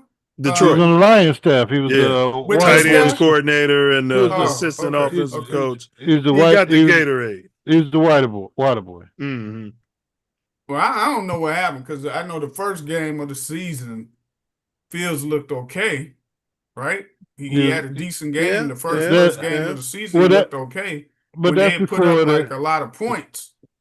That's before other teams start game planning. Yeah, he did. That is true because he came out and said, "Man, we put up 30-something points." Yeah, so he sure did. He us shouldn't have after said that first game. Yeah, he shouldn't have said that. And now it's just like, ooh wee, and you got Garrett Wilson. He hot. I mean, he hot at the coordinator, the coach, Fields. He hot at all of them. But you're not going to flush Fields down the toilet. Listen, he still has a 94.2 overall passer rating this season. He doesn't have any turnovers. And that's what you guys, all you Fields haters, he turned the ball over too much. He fumbling, he down the picks. You can't do that. So he's got no picks, 4 touchdowns. He's on pace for a 3,200-yard passing season. And his completion percentage is higher than Nails. Okay. But he's just god awful, man, in these games. I mean, hey, remember the last game that they played, and I told you because you were like, "Well, let me look at what he did." I said, "Man, that's garbage time." I watched that game. You hear this, Ace? And he likes to point out when Justin Fields is running up stats at garbage time, but LeBron James and Nails, they're garbage time stat. Garbage time. I'll tell you in a minute that Caleb beat some of those games when he start too slow. I'm like, you got to bring his ass out there early and warm him up like the game already started. But I watched his game last week. He did nothing for like 3 quarters. When the game was out of reach, and it was like 30-3 or something, the defense started playing off, and he just kept throwing short, and they were moving the ball down the field because they were playing off. Yeah. I was like, that ain't what he was doing through the whole game. That was the last game last week. Can your imagination see that if they would have kept him with DJ Moore, if they'd have kept him in his comfort zone and added some pieces around him, that he would have been better here in Chicago? Maybe you could have brought a Garrett Wilson into Chicago and then they could have been together. And you'd have had a sexy, hot new name offensive coordinator coaching them right. Hey, man, it's a quarterback whisperer. After a while, you start to say, it ain't everybody else. It's you. But y'all been saying that after season 2, and he didn't even get a full rookie season to show his proclivities. And he's in another offense with a new offensive coordinator. He used to carry Gatorade for the damn tight ends last year, and now this guy's supposed to lead him to be an effective NFL quarterback. Well, I mean, the problem though with that is like I said, the first game he was looking like he gonna have a solid year back there. And then all of a sudden, you just go to, man, I'm like, hey, man, after a while, you got to say, it's not everybody else. Again, how can you blame him, though? He's not turning the ball over. But he's not taking the risk. What do we say about Caleb sometimes? We want him to take them chances and let his receiver let the ball go. And we got more talent than they do. He's doing the same thing. Garrett Wilson, one-on-one can make plays, bro. Well, this is Justin, though, and I don't have a problem with it as much as you. His first game, he had 119 passer rating. His second game, 39.6 passing rating. His third game, 111 passer rating. His fourth game, 100 passer rating. It's the NFL, baby. 58.7. His lows are low as fuck. Low. Very low. And again, if you've seen his games, the context of the games, you would be like, hey, man, I don't know about dude. I don't know about him. So after a while, man, you got to quit saying it's everybody else and just point the finger at him. And I just hit you with his ratings. Most games he's playing above average. The ratings, it's, again, so if he takes a sack or he takes off running, but you got Garrett Wilson one-on-one with a dude, and you don't attempt to let him make a play, that's an issue, especially if it's an early down. If it's like first or second, and you got Man, this guy Milz is doing one-on-one. this all game with DJ Moore, man. He ain't giving the ball people a one-on-one chance. And with the new and he's in a new offense again. With a sexy. Go ahead, Ace. My bad. We could trade DJ Moore. We could trade Roshan Johnson. They could send us back Garrett Wilson and Brees Hall, and everybody will be happy. Everybody will be happy. They could do that. And they need to hire colored Thomas. And Milz is doing it without a running game. We probably got like the worst running game we probably at the bottom 3 of the NFL. The Jets were like in the top 3 for rushing the ball. Yeah, they got the best running quarterback in the league. Exactly. So it's starting to be something that goes with Fields. Your team ends He's on pace for 900 rushing yards and 3,200 passing yards. 16 touchdowns. The 3,200 passing yards means shit. I can win with that too. It means absolutely nothing. Nothing. You can't win with that if you already fucking losing 24-0 or 24-6. Most of it's been the defense thinking it. That's what you need to be blaming. That defense was balling last season. Today they were balling, but they couldn't do nothing. They couldn't put no points to put pressure on them. But that's one game. Their defense has been stinging it up all season, bro. Yeah. I mean, the game. Who was that they were playing, and they were kind of in the game. Was it Buffalo? It was somebody. But I'm just like, man, they not the offense. Same thing that we would criticize. The Bears with Caleb sometimes. It's like, look, man, the defense fucking stopped them 2-3 series in a row. Right. Y'all got to do something with good field position. Right. You can't just keep sitting there. And Phil's been in the league longer too. But I'm gonna say this: the Jets defense is giving up 31 points a game. Diesel. It's gonna be hard for any quarterback to win under those proclivities. Any quarterback, even Milz would struggle if his defense was giving up 31 points a game. That's true, but my thing is that if you're getting good field position, man. Some of these drives that they're getting good field, they ain't even getting 3 points. They going 3 and out. If you look at them first drives they had, man, it was like 3 and out, 3 and out, 3 and out. I was like, damn. And pretty good field position on 2 of them drives. So after a while, your defense like, man, what the fuck we doing? Yeah, but like I said, they're giving up 31 points a game, Diesel. There's no way you can blame Justin Fields for this. It's all his fault once again. I can only. And you got a defensive coach. I can only blame him for breaking historic records the wrong way. All right, but let's talk about real quick the Steelers, bro. Like I picked them once again. I had them in the playoffs, and I'm not sure if playoffs. Man, they're lucky. They're lucky nothing. They do this every year. No, fuck that. They're 4-1. They are living off the fruits of the rest of the division's inability to. For 19 straight years, that's what they've been living off. No, I'm talking about this year. I'm not talking about all the other. I'm talking about this year in particular. The Bengals lose their quarterback. Yeah. The Ravens, Lamar done fell on hard times, and now he's hurt. The Bengals won today with Flacco? They're playing the Packers right now. They're playing the Packers. They're losing. And the Ravens, this is what I don't get. You freaking get Cooper Rush, who's a totally different style of player from Lamar.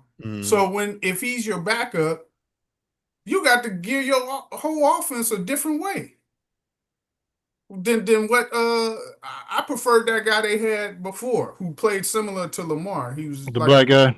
Yeah, Henley or whatever. He was a bootleg version of Lamar. Yeah. But that's what they're benefiting from. And then you got the fucking Browns who, they don't even want to give Shador a chance. I was hoping that Gabriel went out with an injury because Shador was the number 2 today.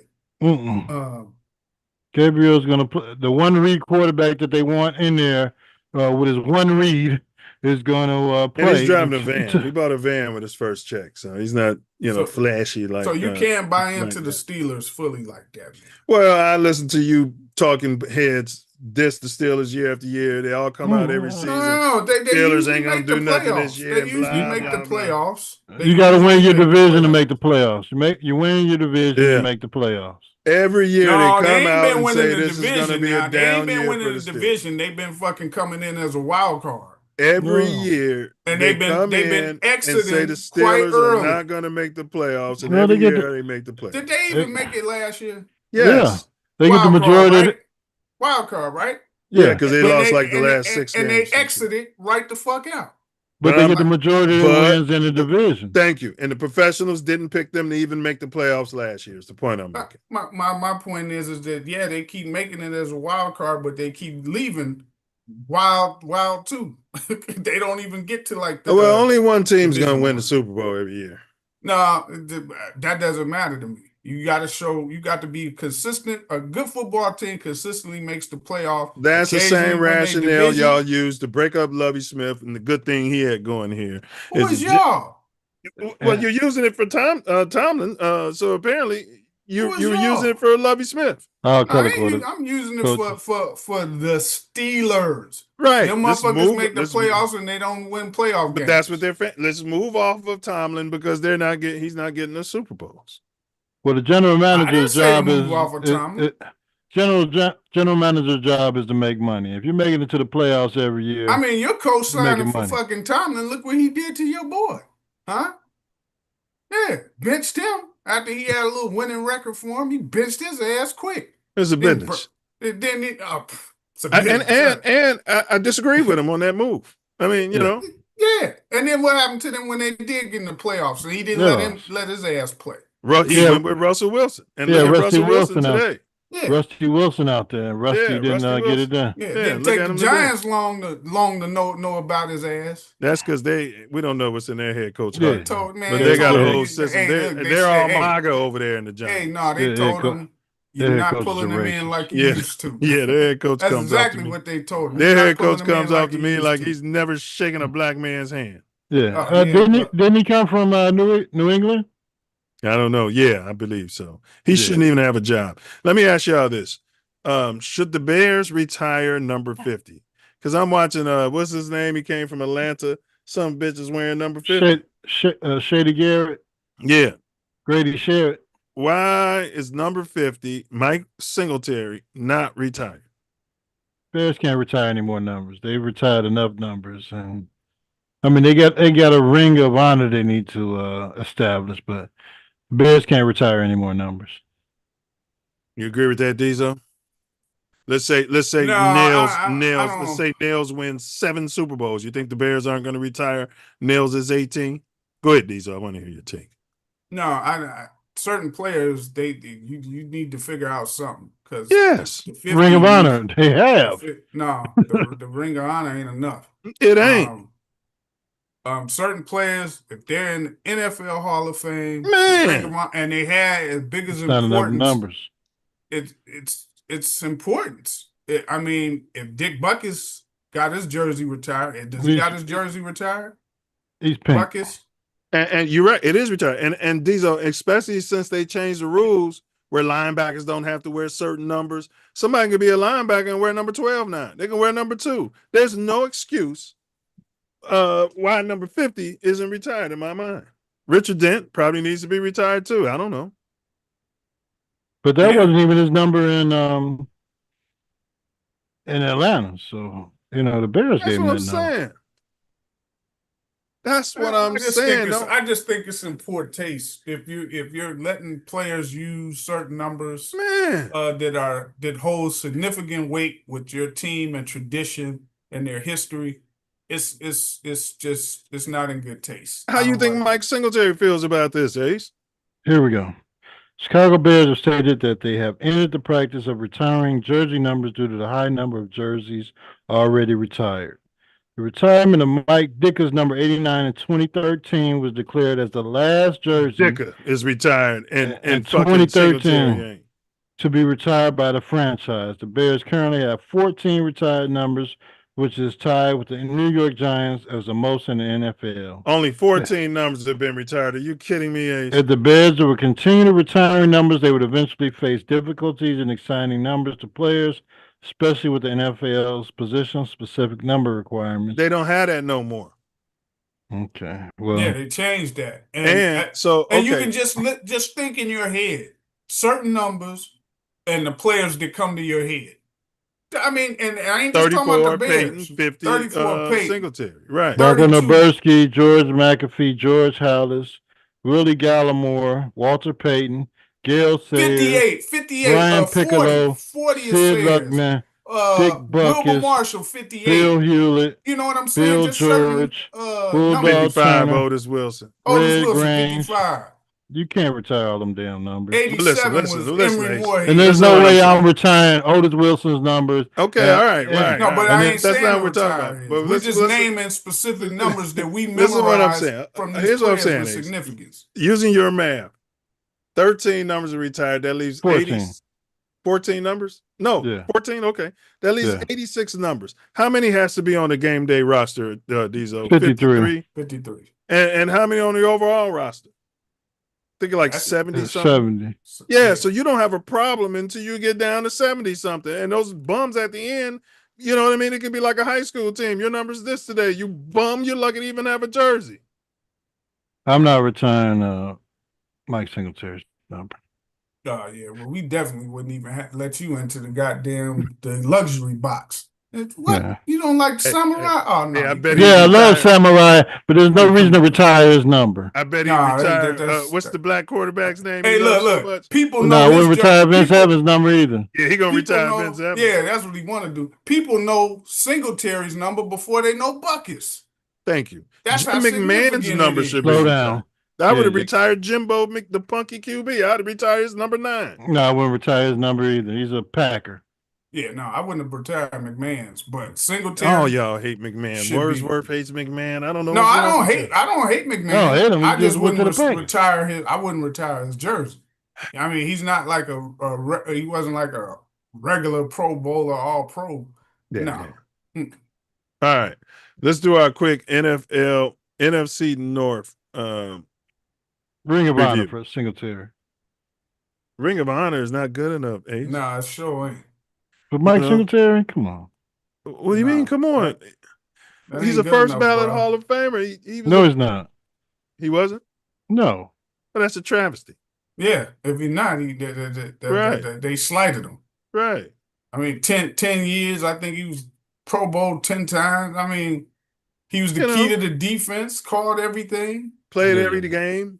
Yeah. And Bill he was kept the wrong. tradition of middle linebacker being a staple for the Bears from So y'all Buckus to him. you want to retire Urlacher's number too? You damn right Urlacher's Yes. number should be retired. He Yeah, should- get he the should fuck be out too. of here. You damn No. right Should be Urlacher's too. number should be retired. No He way. was a staple in continuing Ring of Honor. middle linebacker. That's right. Our linebacker, you. Yes. That we let Yeah. the Ravens Yeah. steal from us. Yeah, okay. And now the Ravens are known for that linebacker, you. All right, let's look at this real quick. NFC North division. You know, we're going to take the North and never give it back. The Lions, the 4-game winning streak, they're 4-1. The Pack are playing right now, you guys. I guess y'all say they're probably going to win. The Yeah. Vikings, did they take an L today? They didn't Yeah. play. I think I had to buy. They 3-2, and the Bears are 2-2. So I just want to do a review of this. Who are you guys thinking right now is going to win the North? And when do you think the Bears will take the North? What season? Well, I'm looking go at the ahead. number. I'm looking at the number of dome games that Oh, the shit. Lions have, so I'm gonna have to go with the Lions again this year until the Bears are ready to take over the North, which will be 2026. Hopefully they lose tonight. They got to play the Chiefs. Yeah. Detroit. Yeah. Yeah, we need Yeah. the Chiefs to do us a favor. Where's that game at? KC. Yeah. Okay. Chiefs are. And y'all say the Packers are playing the Bengals? They're playing the Bengals right now. All right. And the Vikings got a bye this week. The Bengals put they traded for Joe Flacco this week, and they're starting him as quarterback this week. Yeah. This Sunday. And The there's guy no who got way. benched by Yeah. yeah. Mm-hmm. So Ace, when do you say next year, huh? Yeah. Always next year. We'll get them next year. We get them next year. Realistically, when do you think the Bears will take the North? And I do believe this. When we do take the North, I'm not going to say we'll never give it back, but I'm going to say we're going to be up in there the way it's looking for at least 5-6 years. Yeah. Look, we got 2 years. 2 years. Season after next. Yeah. I'm really concerned with if this dude is Poles is still making decisions and he's getting influenced by Benny, then what the fuck you gonna draft? Because if you let him influence you to draft these motherfuckers that we got this tight pass ends that draft. always hurt. Yeah, man. And when you know you needed a fucking running back and another pass rusher, so that's what I'm saying. 2 years, because it seems like he got imbecile written all over his chest to do another draft like that. You was okay with this guy getting an extension. I don't understand. No, well, it was before the draft that I was speaking on. That if you're gonna keep him around, okay, so you're keeping him around, give him another chance to. But I wouldn't have gave him no extension. Yeah, That was the whole fired 2 thing. I years wouldn't have ago. gave him no extension. But after this draft, I would have been like, man, what the hell is you doing? Well, I told y'all Ben Johnson is part of the old boy system. And the old boy system, they want all pinks and whites on that offensive line. And this is what is shaking out. He never liked, even though I never liked him either, our left tackle. Preston Jones. Yeah, had a target on his back from the beginning, politicked him right out of there. And now Darnell Wright is about to fall by the wayside. And again, I'm not bumping for Darnell Wright either. It pisses me off a lot of times. Darnell Wright got better. Numbers. He got better overall stats. He They does. slapped him around in this. And his bye week. stats, which is shocking to me, but they're comparable to all pro dudes. Oh, yeah, he's one of the best But when as he far as wins stats. against the, But he's got those pre-snap proclivities. Yeah. That's the only thing you got to fix up. Yeah. You know? He says he'll be ready for the game Monday night. Him and Edwards and. Oh, they said he'll be ready, huh? Yeah, him, Edwards, and your guy Kyler Gordon. Gordon, yeah. All right, so quarterback of the week, not this week, last week. Who y'all got? Shit, I gotta remember what happened Quarterback last week. of Last week. I can't go with Lamar, huh? I guess I can't go with Lamar. No, he wasn't playing. And I definitely can't go you with can Justin. Go with Black Prescott. I mean, he's having a hell of a season. Hey. But, you know. I had him last week, the week before last. I had him. No, I had Prescott. I'll go with that. Eberflus is killing him. It's all Flus's fault. Their defensive coordinator is killing them. They can't stop anybody. All right, so last week, you had Cowboys beat the Jets 37-22. Yeah. That was a quarterback. Yeah, it was easy, man. The Panthers beat the Dolphins. Yeah, 2 quarterbacks in that game. That was a running back. Yeah, the running back snapped. He would have broke the rushing record for them for a single game. The Texans 44-10 over the Ravens. That's a quarterback. Yeah, but it was like they was getting turnovers and the ball was like right there. I'll go with that. The Commanders, your boy came back off injury and balled in the second half. They lost. No, they won. They beat the Chargers in San Diego. In San Diego. Did they? 2017. And if you watched it, and Mahomes balled, but they lost. Yeah, that's what I was thinking of. He did ball. The one play But he where threw he a got pick six. Yeah, but then he took him right back down and scored, and then their defense didn't freaking do nothing. Oh man, I was watching that game in Florida. Yeah, they went down there and jagged it off, let him go right down the field and do the stumble-rooski into the end zone and win. Yeah, so did. You know what? I'll give it for what it's worth, just because the stat line looked good for him and he been struggling. I give it to Stroud. He's like 23 for 27 for 4 touchdowns. Yeah, against the Ravens. Yeah, their defense ain't shit no. Well, my God, maybe, how could you fall off that quick? Maybe that's linebacker you. What are you doing? Yeah, maybe we could send DJ Moore over there for get our linebacker back. Get Raekwon the chef. Yeah, I don't want him, man. He's starting to get hurt like he was when he was here. I don't want him. Nope. Give me a draft pick. Can we get an FGV out of you? No, you can get DJ Moore off the train since he don't want to be on the train, causing all that. Nobody said he doesn't want to be on the train. That's the media. That's the media crap. It's Courtney Cronin. Yeah. I don't even listen to her half the time. So, like when you said that stuff, I was like, Oh yeah, I ain't listened to her in a couple of weeks. She be talking her ass off, man. She got a little narrative going, With and a she little asks slightly questions. cocked eye going the other way. Yeah, Quit listening to her. She like cocking her eye. Like last she year does. when she was like hating on the Bears. I'm like, I don't want to hear nothing she got to say. She's on Ozempic, so I'm going with C.J. Stroud. Who you going with, Ace? Quarterback of last week. I'm going with Decalicious Prescott. All right, so let's get to it, man. Let's get to the keys to beating the Commanders. Ace, you were there last year at the game. Chicago takeover. We're right back there. Me and Diesel kind of. What'd you say, Ace? I'm talking mess all the way to the damn end of the game. Giving them the business. I had to give it up right at the end of the game after the Hail Mary. And all those guys come right back to me like, oh. I had to give it up. We lost. We gave it up. Well, we put our predictions in. I'm going to see if y'all want to change it. But what's y'all keys to the victory? We got to run the football. And they lead the league in rushing too.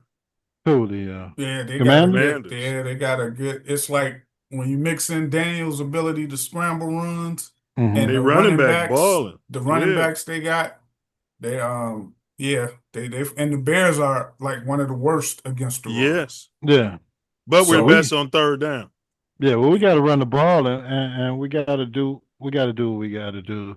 We had a week off. We had to get ready for this game. We got healthier. We got healthier. We're getting defensive players back and offensive players. So, like I said, I plan on the Bears to have a tight game, but getting a Chicago victory, bear down and FGB. So your key to victory is we got to run the ball. That's what you said. We got to run the ball. We got to run the ball. I don't know your number one what key. they got to do. I don't know who they talked to this week, who they brought in, who got healthy in the running backs room, what offensive plays they're going to take to run the football. But we got to run the ball this week. But what we've been saying, if a guy like Scatterboo could come in and get numbers, why can't we try some of these other guys on our roster? They won't do it. And Scatterboo, he reminds me of a mixture of John Riggins and Mike Alstott, but his life expectancy in this league won't be long because he's like he runs straight up here, straight ahead. Of that KC running back. What was his name? Not Okoye. They had Larry both Johnson at the same time. Who'd you say, Diesel? Larry Johnson. LJ. He was a beast. I don't think it's Larry Johnson. I don't think I was thinking of him. Maybe it was. He used to run straight up and down, but he got Priest Holmes. Well, Priest Holmes was a little more shiftier. Nigerian Nightmare. That's the only thing I'm thinking of. Christian Okoye. No, but I know who he's talking about. Yeah, I'm gonna look it up. But he doesn't. I mean, he's gonna be like that for the first couple of seasons. But I guarantee you, after like the second, you get to the third season, man, that stuff starts taking a toll on you. Running into dudes. I mean, there was times in the game that they just played where I see it's like a clear lane, and instead of him cutting through the clear part, he just want to run into the dude right there. Yeah, you can't do that in NFL. Your life expectancy will be short. Even that taunting penalty he got, where the guy blasted him and knocked him like 4 feet out of bounds. He gets up, talking to. Yeah, it depends. You doing that against a cornerback, but when them linebackers come over there and hit your ass a couple times, it's gonna be you're gonna be on the injured reserve list for a few weeks. But we'll see. Yeah, but he went in the fourth round. And the Bears, boy, they just make me so mad. Well, that's your general manager, Fire Poles. That's what I say. Once what he didn't do in this draft, and he let what's his name influence him, because there's no way in hell he would have took that tight end if Ben Johnson wasn't there as the head coach. No way he takes that tight end. He would have probably took a defensive end or a linebacker. He probably wouldn't have took a running back with that first pick. But he would have took a different player that would have helped us more than that tight end. And so now I'm just done because then he goes through the second round with them 2 picks. Barry Word, that's what I was thinking. Barry Word, that reminds me of Barry Word running straight into people, and they just chopping them down. It's to Diesel's point, and Barry Word didn't last. No, you're not going. You're going to see him for a good couple of seasons. Yeah, and then they may be good enough to get a new contract or an extension. But then that's it. That's it. You're out the league after that. He won't even finish that contract. He get bought out. Yeah, you're not gonna last. Well, the NFL stands for not for long.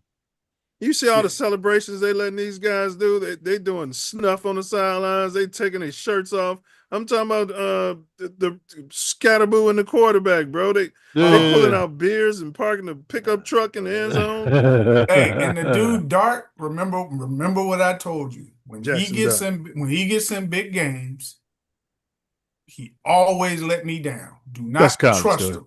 I seen him. No, I seen him when they played. They were playing New Orleans. Man, New Orleans. Hey, the Saints didn't have no wins, right? That's not a big game. Yeah, no, it wasn't no big game. But I'm just giving you the example. You got done against the Eagles. They were. That's a big game. The Eagles was bullshit. You could tell they ain't the same. They ain't doing the same stuff. What's his name? How many rushes did he have? They're defending champs. Yeah. 58 yards. Saquon ended up with, I believe. He just needed the ball more. They didn't give him the ball enough. Yeah, and they not doing none of the bootleg runs with Hurst like they normally would do. Saquon should have minimum 25 rushes a game. In my system, he'd run the ball 30 times a game. Yeah. Yeah, and actually, they players came out and said this week that they're doing 2 basic runs. The teams know, and like in the past, they know what was coming, but we were able to still get what we were trying to get. Because they had that All-Pro center in there, that Hall of Fame center in there. The line ain't the same. A couple of them dudes are gone. Yeah, a couple of them. Yeah. So and you got that Super Bowl hangover. But I'm telling you, don't trust that Jackson Dart dude. When it's big games that really matter.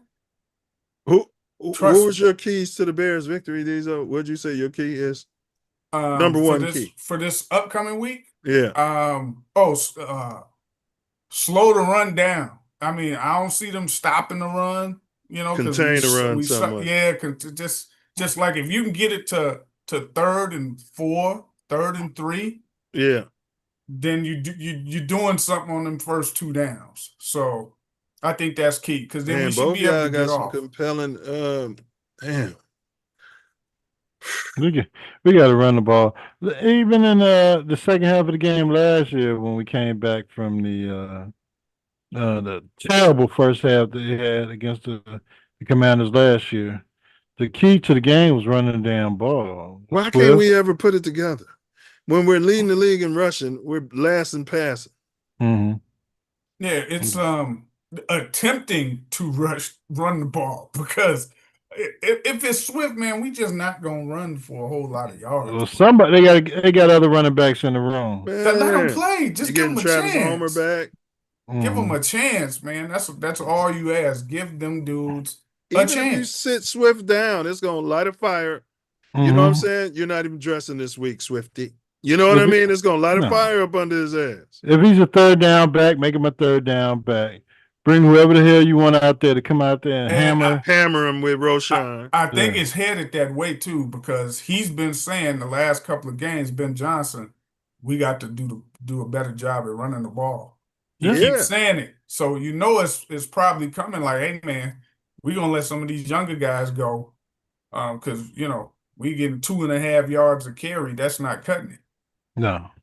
So I'm gonna lean towards we gotta be able to, it comes down to controlling the trenches, but I'm gonna lean more with Ace, man. But they both equal because if we can run the ball, then that'll keep them off the field more. We can keep that clock going, keep our defense more rested, and then that'll contain their run, their offensive attack in itself.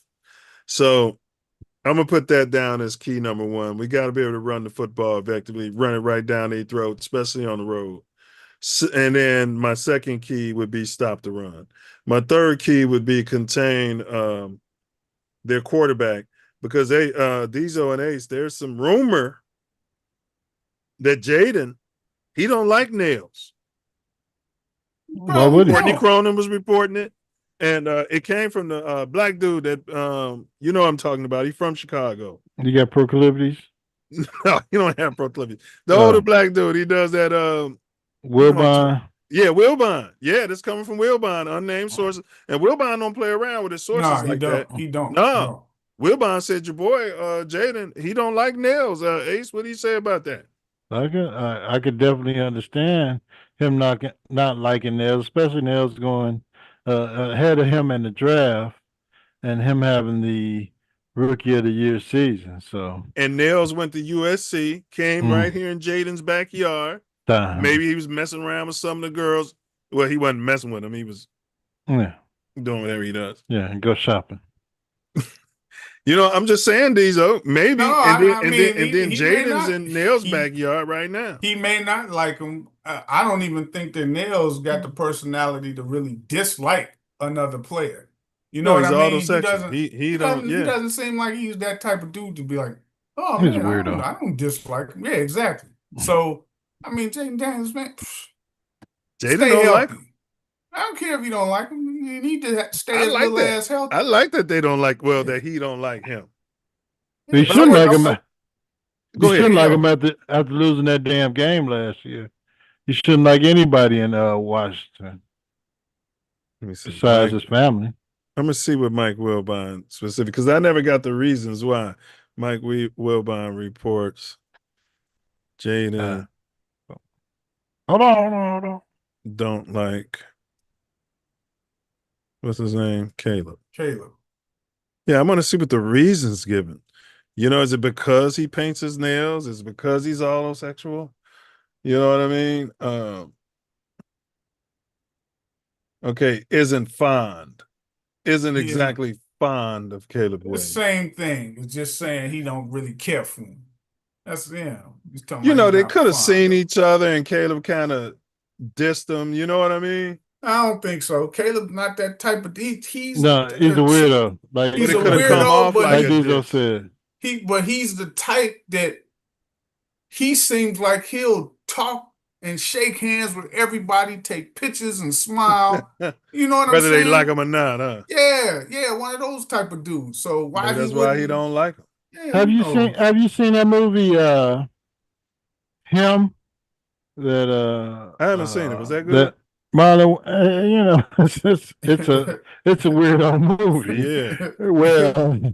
Where it gets to the end and the guy wouldn't sign the Illuminati contract with the peoples, and it's it's like I'm like, man, is this what happened to Caleb? He wouldn't sign the contract, so he couldn't be the.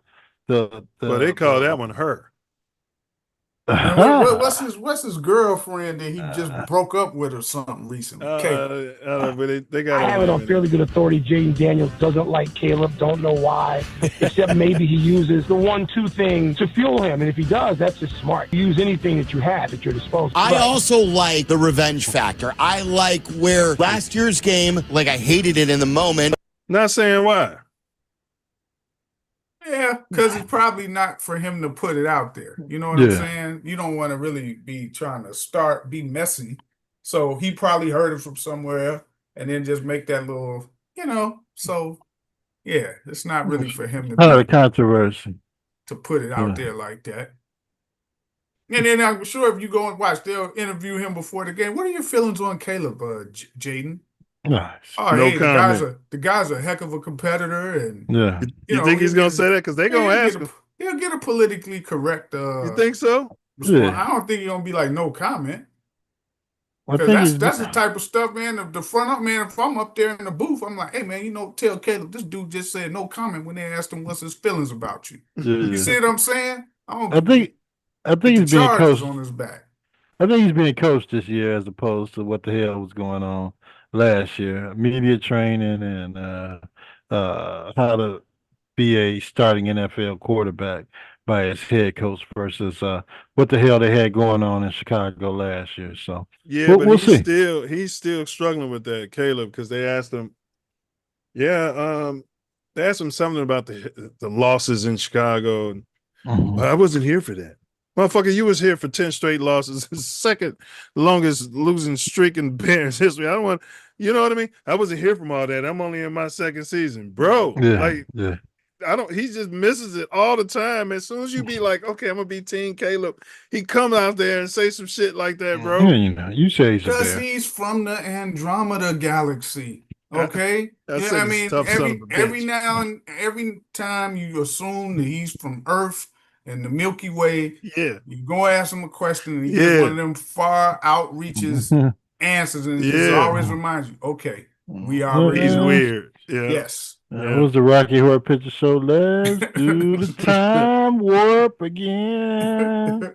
All right, so I'm gonna give y'all picks y'all gave for this Monday night game, and we'll see if y'all want to adjust it after a week of knowing who's healthy. Hey, they're making a little game out of this Green Bay Cincinnati. Good. What's the score? Might be 24-18, and if they hold them on third down, they're gonna get the ball back with like over 2 minutes. Who's winning? Green Bay? Yeah. And they in Cincy? No, they in Green Bay. Not in Green Bay. That would be huge. But they making it a game. Diesel got the Commanders 28, Bears 24. You want to adjust that anyway, or you good with it? No, I want to stick with it just because of the Commanders coming off their win in Washington and how they played in that second half. Yeah. I wish I could just say the Bears, but I don't know. You know, I don't want to say it with my heart. Yeah. Well, we want to remind everybody, Diesel right now is 0-4 in his Bears predictions. Oh my goodness! Game by week, you know what I mean. He's obviously not. But if you go by what we said for the season, right? Yeah, right. You're right. But the lines have been very close. And Ace, you're 2-2. My prediction on scores has been what's the Bears record? I'm 2-2. The Bears are 2-2. 2-2 or 2-2? Yeah, 2-2. Yeah. I'm 2-2, and Hink is 1-1. And so Diesel's going with. We just want everybody to know. Commanders 28, Bears 24. Hink went with Commanders 21, Bears 24. I said Commanders 24, Bears 28. And damn it, I'm going to stick by that. And Ace said, he texted us later and said Bears 27, Commanders 21. You going to adjust that, Ace? Anything? Change the winner? Change the score? No. I'm going with the Bears. Going with my score. Bear down, FGB. They're all pretty much, we all got like similar scores. Just here, there, field goal. It's going to be tight football. It's Monday Night Football. You got guys, we're due to win a game on one of these damn night games. I hate getting televised on these night games. With it if Caleb comes out there and spits in Jaden Daniels' face at the top of the game, I'm gonna go out and buy a Caleb jersey. Here's the one good thing that we got going for us. He's a spit in his face. There's another game tomorrow night as well. Why are they doing that? Pisses me off. I have no idea. That's the damn league. The whole country's supposed to be watching Monday Night Football. Now we got half the country watching one game and the other half watching the other. Because they know that the WNBA is over now, and then they trying to monopolize all of the viewership. We didn't even cover that. My wife was watching the finals. Like, do you even care? I was like, no, actually, I don't. No, not really. Of course we do. I was in Vegas a couple of years ago, when the Bears were playing. No, it was before the Bears weren't there. I was just at the casino watching the Bears game. And I was like, man, I should go see, it's WNBA finals. I should go to see how much the tickets cost. Same thing. Some of my in-laws went to the finals. Go ahead. Yeah, went on the ticket site, looked for tickets for the championship game. They were offering you money to go? $4. $4? Yeah. So then you didn't go? No, I didn't go. He was like, I'm not paying for $4. They're probably a little bit more than that now. Yeah, they're probably $7 now. Yeah. Yeah, they probably more. Wow. But they get you on the concessions. Oh yeah, well I take pregame your ass up before you go. Yeah, I in. take everything in with me. The water bottle with the fifth of liquor. Can you Now, say that? A what'd water be- bottle with a fifth of liquor in there? What'd with be the the corn key liquor, is some sort of white liquor. when they Yeah, open doesn't up matter the what you take baseball in there. park, people from Chicago will go out there to see the 3-game set of the Sox and the A's or the Cubs sure. and the A's. I'm ready for that. When they go to Vegas. Hell yeah. Yeah. I'm I ready think for that's that. in 2 more years, I 26? think. No, 26 I or don't 27. I think it's 26. I don't know, but the renderings of their stadium. I sure know that looks, they got one more year though. At least one more year at the game wherever they're playing that college park that the A's are playing at. Yeah. I think they got one more year, so I think it's 27. Yeah. Their renderings look way better than that piece of shit renderings that they're putting up for that Arlington Heights nails homosexual dome y'all building out there. Those renderings look like shit. All you gotta do is look at the Minnesota Vikings stadium, and that's what the Bears stadium is gonna look like. They trying Minnesota, to do that to inevitably the host Vegas the thing. Super Bowl, right? Yeah. That's all. You're never gonna get a Super Bowl. Is it going to be one with the they will, as long nobody as is going to be in Chicago in February. What's wrong with y'all? Are you kidding? They done had it in New York and Minnesota. Yeah, Get out of here. Shit. Chicago when you build, keep being voted the biggest city in the world. Not in February. What's wrong with y'all? We don't care about that. Neither y'all is New York. Neither is New York, and neither is Minnesota. When you build the stadium out there, there are going to be hotels. You guys have the whole there's going to be plenty of liquor. Nobody wants to There's going to be there. everything for you guys everybody need to out focus there all the on time. something more reasonable, like baseball Hall of Fame, where it's summertime shy is where everybody wants to be. Nobody wants to be there in January, February. Listen, I'm just telling you. I guarantee you, when that This is not me talking. stadium opens, within the next 5 years, that stadium will host the Super Bowl. It'll be 3 years. Because if they went to Minnesota, they're going to come to Chicago. Yeah, how many times they do it in Minnesota? How many times? They'll never have another one. They'll never have another one. We're moving all the way out there. But look, they did Nails the Dome they did for one the Super Bowl Giants weekend. in an open air stadium, and nobody wants to go back there again. This is what I'm telling you. But this ain't an open air stadium. The It's gonna have a NFL needs to dome. build a stadium in Hawaii, and every Super Bowl needs to be in Hawaii. Listen, New Orleans. every time they've had them in these warm places, the weather ain't always been kosher. So Sometimes it's too hot. Yeah, or it rains like Miami when the Bears Miami. played there. Yeah. So as long as we got that dome, Should have or been you running can- the ball. or retractable Look roof, at this rendering of this baseball stadium. Yeah, I can't wait. That looks wonderful. Now I'm gonna show you the latest rendering of the Bears stadium. It's just lazy, and we're known for our architecture. Well, it's not going to be. It's not Chicago architecture. It's the group that's building the stadium comes from is the same group that did the Vegas stadium, I believe. Yeah, and they don't need approval. It looks just like the Vegas football stadium, bro. Wait a minute, that's Soldiers Field. Yeah, I don't know why they showing that. Hold on. And you could only do so much to Soldiers Field because it was a landmark status. Yeah, landmark. Yeah.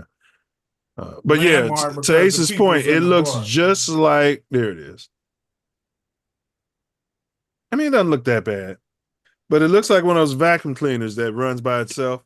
It doesn't look, it doesn't look that bad, but I mean, I just expected more. It actually doesn't. All right, I'm warming up to it. It looks nice, but it makes me reminisce on my racetrack. So He's mad at they took the ponies away. I don't like that shit. Yeah, out there running the horses to death, and then the greatest turf race course in the world. Well, and they're gonna destroy it. But once they moved the mafia out of there, moved them to Vegas, and then went corporate, nobody cared anymore about it. You got to move to Kentucky. The dude that owned Arlington Race Course, Dick Duchessois, went Mafia. years. No, he wasn't no mafia. He went years He went years fighting the state to get slot machines at the racetrack. What's his name? Big Dick what? Duchessois. They never would give it to him. Even when we had what was his name? He used to love horse racing. Governor Edgar. They never would approve. He could never get them to pass where they would put slots at places. Then look, he's French mafia. he goes and sells the track to Churchill Downs Inc., right? He basically sells it even though he's got like the stock of it invested in it. Then the state says, hey, you can now put slot machines and shit at your racetracks and stuff. They didn't like He's him. like, it was too late. It was too fucking late. He's like, what? And plus he was like older. He's like damn in his 90s then.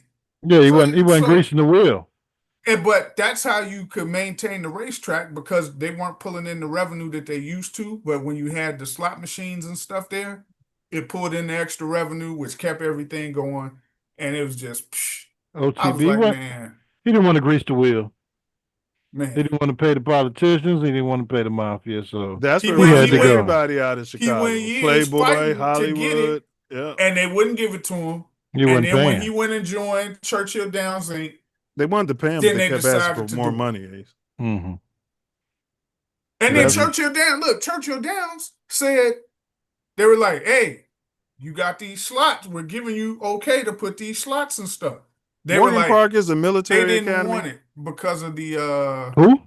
Morgan Park. Is that a military academy? Not a military. It's a neighborhood school. Did it used to be? Because they said Big Dick Duchessois attended Morgan Park Military Academy. Is now known as Morgan Park Academy. So yeah, it used to be a military academy. There's a Morgan Park Academy and there's a Morgan Park High School. High school. Right. But Morgan Park he went is to the under academy. Same, but I think Morgan Park might be under.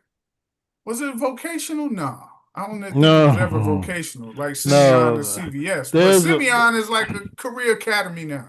Yeah. There's no vocations no more. Yeah, Morgan Park they're giving Academy. all that to people coming from south of the border. They're doing all the vocations. There's a Morgan Park Academy where the rich people from over there send their kids to. And that's where Duchessois went to high school. He's from Chicago. There's a Morgan Park High School. You're gonna tell me he's not in the mafia. You're gonna tell me we don't want the he wasn't affiliated with the La Cosa Nostra.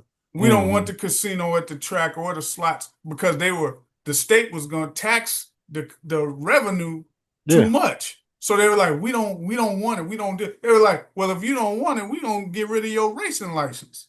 They like, who the hell are y'all? Y'all, you done fought all this time. Now we got it passed. And they were like, okay. That's why everybody leaves Chicago. The people keep coming with their hands out. Yeah. And then they like, well, damn, I'll go some fucking where else. Like, y'all. I'll go to Vegas. I'll go to Phoenix. I'll go Hollywood. to all these foreign places that has convention centers now, and New Orleans. I can just go there.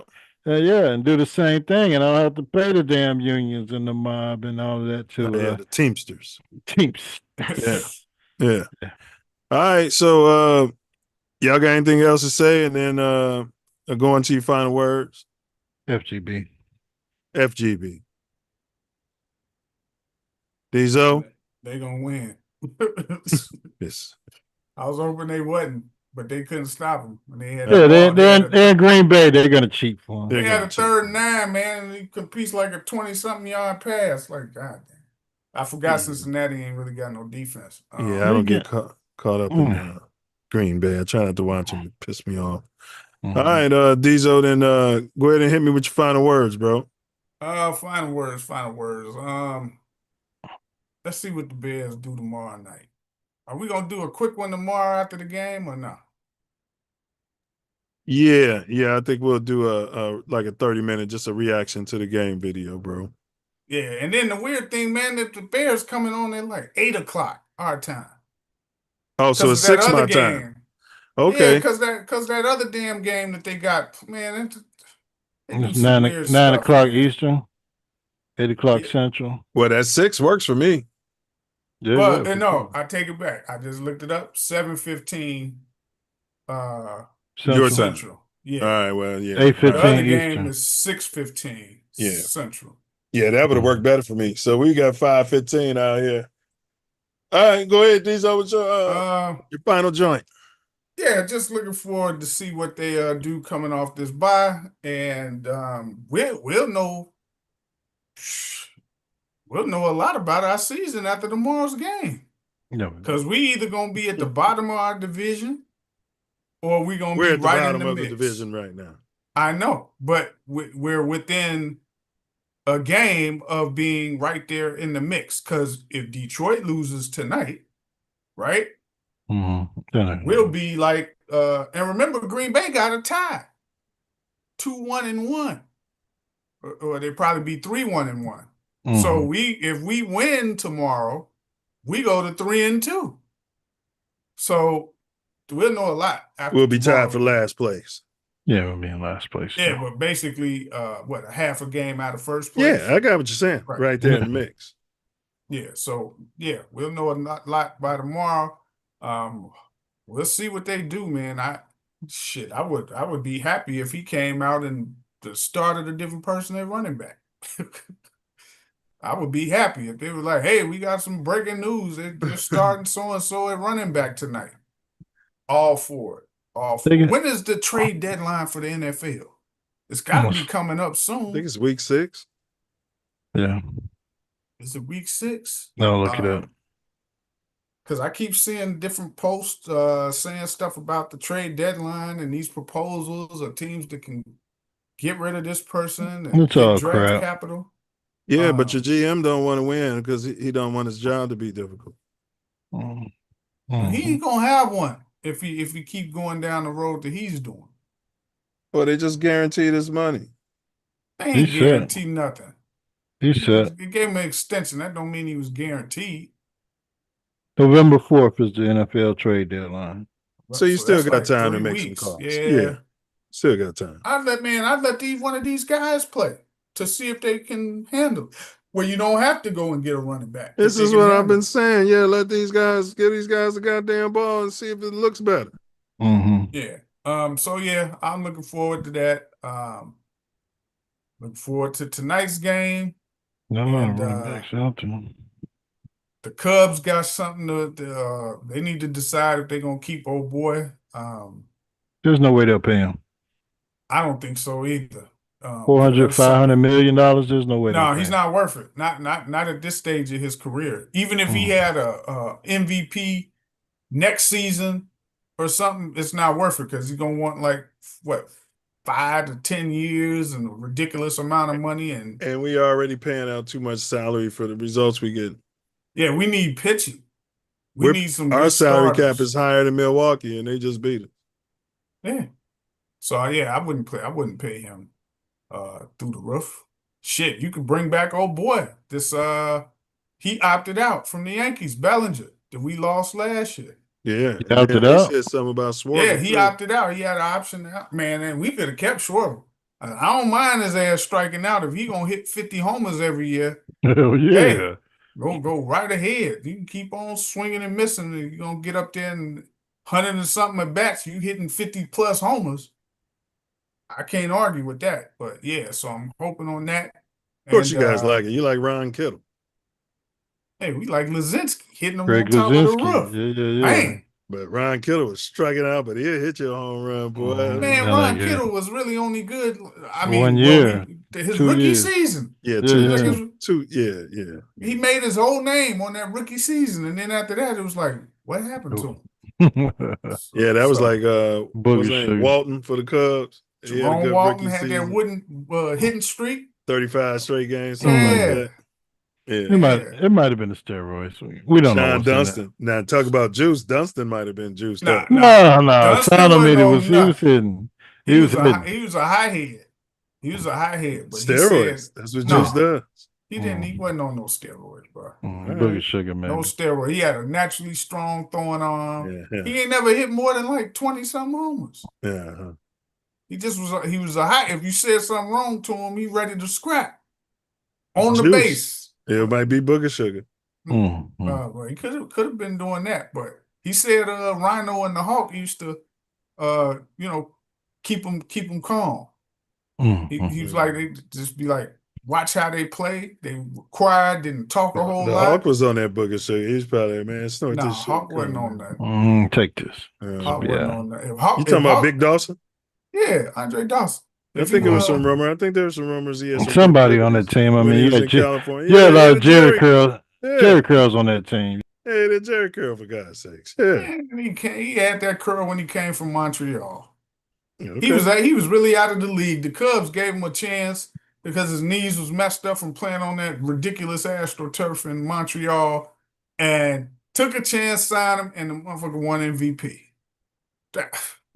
You can't, you know what I mean? And they got didn't even have to pay him that much. Man, if you had a curl back in those days and it was drippy wet, there's a good chance you was on the had a bigger curl. show. Mel Hall had a that dude. I think he was on the Book of Sugar, allegedly. Mel Hall. Reports regarding Andre Dawson and cocaine do not accuse him of personal use, but rather involve his efforts to help teammates who were struggling with drug addiction. In 1980s, Big Dawson served as a mentor to younger players, including Rock Raines. I always wondered why they called him Rock Raines. Rock Raines, and helped them avoid or recover from drug-related issues. So big up. Yeah, the Hawk was never like that. I met big ups to Big Dawson. I met the Hawk personally. The previous owner from where you and I work. How old were you? Did he squeeze your bum? What? I'm asking. We took him to the taste. He met them on when he started working for the Marlins, because he lived in Florida. Florida Marlins, yeah. They met him on one of them cruises. And I was like, y'all met who? They were like, we met Andre Dawson. I was like, oh, really? Y'all met the Hawk. So she invited him to a Christmas party that we was having for the company at her building downtown. Nice. He showed up. So Big Dawson? Yes. Came with a couple of his female friends. All right. That summer, we were going to the taste. He came and went with us to the taste. So look, we're walking. Were the female friends were they white or pink toes? Black chicks. All right, Big Dawson. Shout out to Big Dawson. We're walking from her place Big Dawson to the taste, right? Yeah. So they're like, I'm talking to him, right? Yeah. And I'm telling him, remembering specific things I seen him do in certain games. Yeah. And look, they hating the lady, she's hating on me. Diesel, why are you talking to him? You don't know what you're talking about. And he was like, actually he does. And I'm like, hey Hawk, did you ever try to get him back? And he was like, who? I was like, Eric Shaw, when he hit you with that pitch. And he was like, oh nah, man. He was like, he said he wrote him a letter after that whole incident, and they had him on the cover of Sports Illustrated, Beanball and all of that. Yeah. He said Eric Shaw reached out to him, apologized. Wrote him a big letter. And he said he what did the women look like? You know, we're talking to Big Dawson baseball. Big The women like, the women like, breasted the women trying to BBWs. They trying to say so they're good looking. Right. One of the chicks was give a damn about him and Eric Shaw. I think she worked for. I'm telling you what I was talking to him about. I'm just saying that's what they were trying to give you a hint. Like, don't nobody care about this shit. He was about with to do some Book of Sugar and go party. No, he was one of them. I think she had something to do with the organization or whatever. Yeah, she was gonna have something to do with the organization. All right. Yeah, with he was a designated go-to. The Hawk was married. He was married. Yeah, sure he was. Yeah, so he wasn't on that. But we was chopping it up. I was talking to him about baseball stuff. Yeah. But he said, "Did you get his autograph?" Old boy died. I'm like, I don't need his autograph. What do you mean you don't need his autograph? Take a picture with your flip phone. Yeah. Nah. Were the phones hot then? They weren't like where you can get a with selfie. The technology. Yeah. At that point. Yeah. I mean, the phones was out, but they wasn't like. I mean, we got pictures with them. Chuck Man, got pictures with them. I'd have told him to sign my titties. You know what I'm saying? Oh, gosh. Then when we walking around Grant Park, and this was when the taste was still the taste. Millennial Park. And the taste was Chicago Fest. Well, it was Grant Park before it was Millennial Park, when the taste was still the damn taste.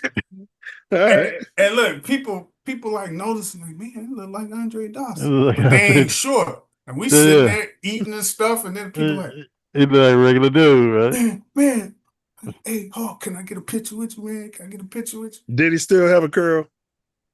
Nah, it was like kind of like slight little fro, like slight little fro. Yeah. And then look, we actually went back, hung out at her place and drank, and then we went to some club at night.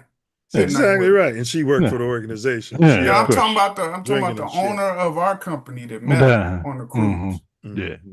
Yeah, but Hawk was cool. He was real cool. I bet he was. Yeah. So when you left the owner of the company, was Hawk still in the hotel room with her? No, we all, like her husband, Hawk, some of the other co-workers who was with us. Yeah. We all went to I forget what club we went to that night. And we just hung out for a couple hours. That was it. Okay. But it was Took cool. Hawk to the club. It was cool. Yeah. How old was Hawk then? I don't know. That was a good 15 years ago, maybe. So he was probably about 45. 40. I know he was working with the Marlins. They met him on a it was like a Marlins cruise. And I don't even think they knew that it was a Marlins cruise until they got on the cruise and they were meeting all these different players or whatever. Met Big Dawson, invited him to the taste. Yeah. Well, no, he came to the Christmas party first. Yeah. He came to that Christmas party, and then that summer, when the taste was going on, he came and visited and went to the taste with us. No, it's Talk Chicago. baseball That's my with city. Big Dawson. Big Dawson said you know what you was talking about. Yes, he did. They were why you talking? You don't know what you're talking about. And he was like, actually, he does. I was like, man, Hawk, I remember you was playing in so-and-so, so-and-so. And How you the hit fuck that. you gonna tell me I don't know what I'm talking about and you don't know baseball, bitch? At all. Right. What you trying to say? But she was the owner of the company, so you could Yeah. She figured you was just a color. Yeah, just a color. But hey, Hawk was he was cool because everybody who approached him or whatever, cordial, kind. Yeah. He took a picture with him if they wanted to take a picture. It's real cool. But not too many people like really noticed him, right? Well, that'd be the thing about celebrities. Just what you said, people say, oh, that look like such and such. You know what I mean? Nobody's gonna think he's just out here walking around with Diesel and some cunt from the corporation. You know what I mean? They always think he's gonna be, aloof. With a entourage. Carrying a baseball bat. He seemed like the type like Jerry we all curl. went to a game and Yeah, we would when he didn't have that tailgate. Jerry curl, they didn't know who the fuck he was. If we would have went to a game tailgating, man, Hawk would be like right with us, hanging with us. Yeah, that's what I'm saying. Yeah, Most of those athletes are real ends, man. They come up, they just good at a sport. Yeah. You know? And then they were like, man, you gonna let him autographs? I was like, oh, I don't need your autograph, nothing. I was like, look at this, look at this jersey. Yeah, I was like, I don't need your autograph, man. I was like, look at this jersey I got. I got a jersey where it's half exposed on one side, and you didn't have him sign it on the other side. I didn't have it with me. I didn't wear it. But Hawk, what's your address? I'm gonna mail you this shit, sign it, and send it back. I need your autograph. Now her husband, he pulled out a jersey. You damn right he did. I think he bought one. Ready. I think he bought one. A Cubs jersey. Ready. Yeah, he went and had him sign it. You're damn right. Yeah. But You're I'm damn like, right. damn, no, Hawk. I was like, and framed it. Right. And framed it. Yeah. Yeah, that's Diesel. Michael Jordan, like, I'm offering you. You want these Jordans? I don't need your Jordans, Mike. What was it like when you hit that last shot against Utah? You sure you don't want my? I don't want your autograph, Mike. Fuck you. Nah, I wouldn't have got Jordan's autograph. Oh shit! All right, is that your? But you'd have got Brent Favre's autograph, wouldn't you? No, hell no. I ain't like hell no. I ain't like neither one of them cocksuckers. I wouldn't. No. All right, is that your final words, Diesel? Whose autograph I would have probably got if Peyton. Vince Evans. Sweets. Yeah, Walter I'd Payton. have got Peyton's.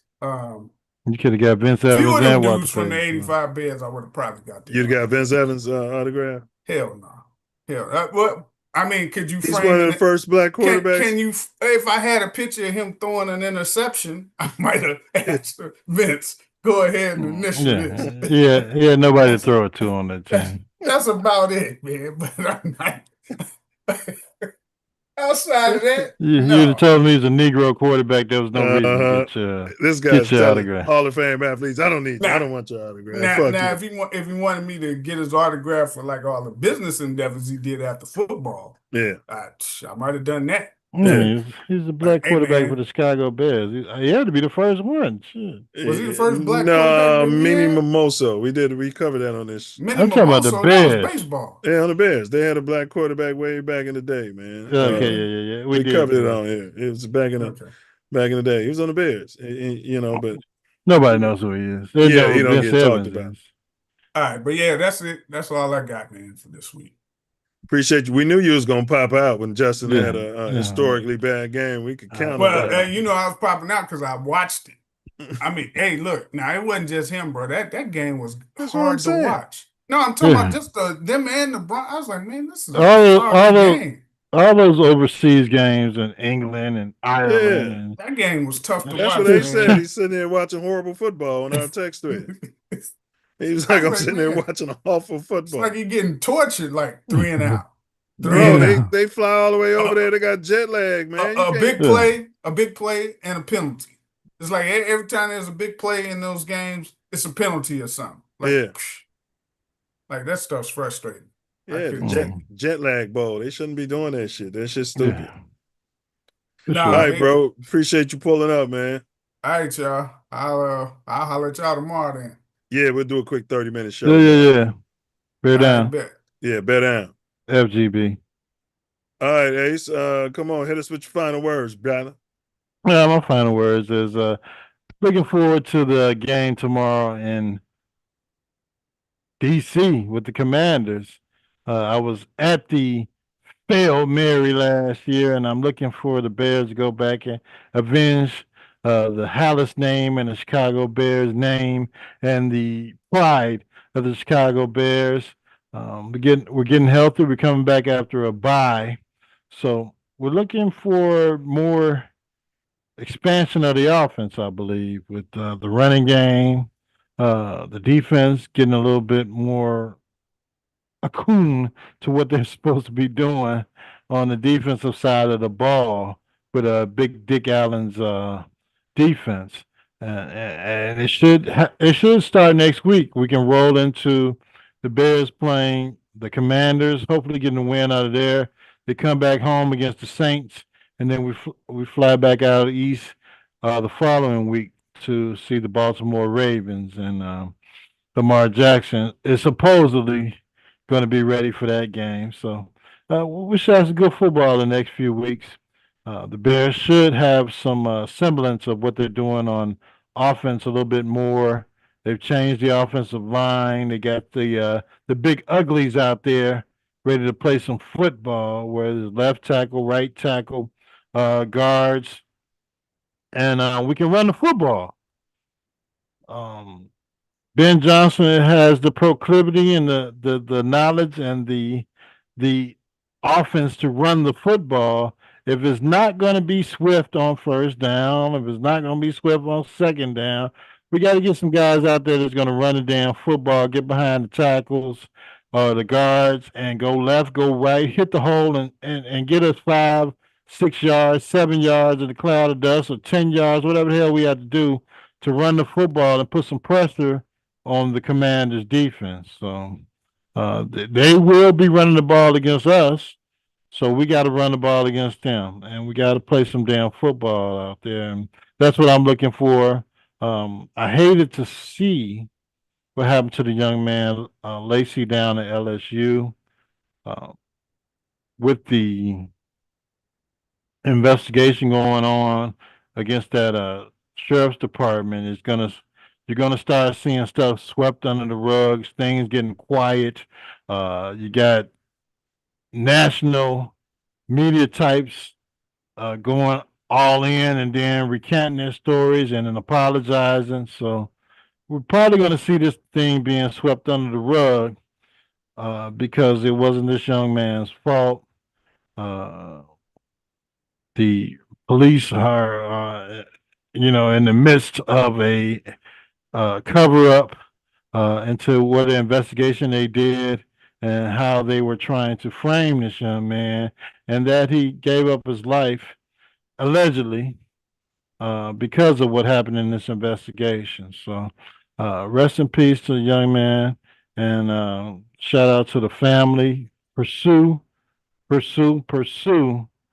what happened to him, and let's get the information, the knowledge out there of what happened to him, and if the everybody needs to be fired, everybody needs to be investigated, whatever needs to be done, let's get it done. This is not a media story. This is a story of somebody losing their life in a traffic accident. This is a story of somebody being victimized by the police department and the media, and it's a story of us being positioned as, part of causing an accident, rushing the judgment, being our career taken away of because of a rush to judgment, and there's never any fallback. There's never any consequences against the entities that push against us as copper-coated individuals when there's a rush to judgment. So shout out to the Lacy's family. Rest in peace to their young man. And hopefully we can get to a conclusion where we can find out, well, we know what really happened, but find out what's going to be the after effects of this police officer trying to coerce stories, and people being told that they have to recount their stories on national media. So, I mean, it was tough to watch when I was, out of town, out of the country, and I could see that this young man had been put through this situation, and his family trying to fight through this situation, and they're down in Louisiana, and they don't know what to do with this situation. But as a nation, we have to go in and help whatever's going on in Louisiana. They said we don't know what's in their hearts, but you can clearly see what's in those people's hearts that put this story out there and made this young man go to the point where he couldn't feel that he was he should be on this earth anymore. So, I mean, that's my final words. It's just a horrific story about a young man that had a whole career and a whole life ahead of him, and it was taken away by someone that had absolutely no reason to coerce people to change their stories or make up a story or put him in a position where he lost his NFL career, his ability to progress as a young man in this world. So, shout out to the Bears. We're going to win tomorrow. We're going to win tomorrow. It's going to be a tight game. It's going to be good football. Be ready. Bear down. FGB. And that's my final word. Who do you expect to flash tomorrow for the Bears? Flashing tomorrow, I'm looking for Zacchaeus. I'm looking for the two wide receivers in our receiver room, Zacchaeus and Luther Burden, to come out and make some splash plays happen to shock. You know what I'm looking for? I'm looking for Montez Sweat against his previous organization to come out. That ship has sailed. Yeah. I'm looking for Montez Sweat to have a breakout game, 2 sacks, you know what I mean? A bunch of hurries and quarterback hits. Elizabeth. Yeah. I'm looking for Kyler Gordon and Zacchaeus and Luther Burden. So they say Colston Loveland is playing tomorrow? Yes, he's back. Off the hip pointer or whatever? Whatever happened, whatever they had to shoot him up with to get him out there. They said it's something that happened in college, but yet it ain't serious. I mean, how's a hip reoccurring injury not serious for a big white guy? Well, it was a shoulder injury first that was in college, and now it's a hip injury. Hip too, right? I mean, Poles keeps finding these guys that are hurt, and then we find out their injuries or their mental proclivities or their other. But they all love football. They all love football, but unfortunately, we don't find out none of this stuff before the damn draft. And there's guys out there that want to play damn football. And then the guys who get drafted after him at the same position be out there playing Pro Bowl football. I don't understand it. I can't figure it out. Him but, and Ian Cunningham, they high-fiving after every damn draft pick. Yeah. You know, and they know their physical proclivities and all of these things, but you know, we don't find this stuff out until they really get hurt during the damn season.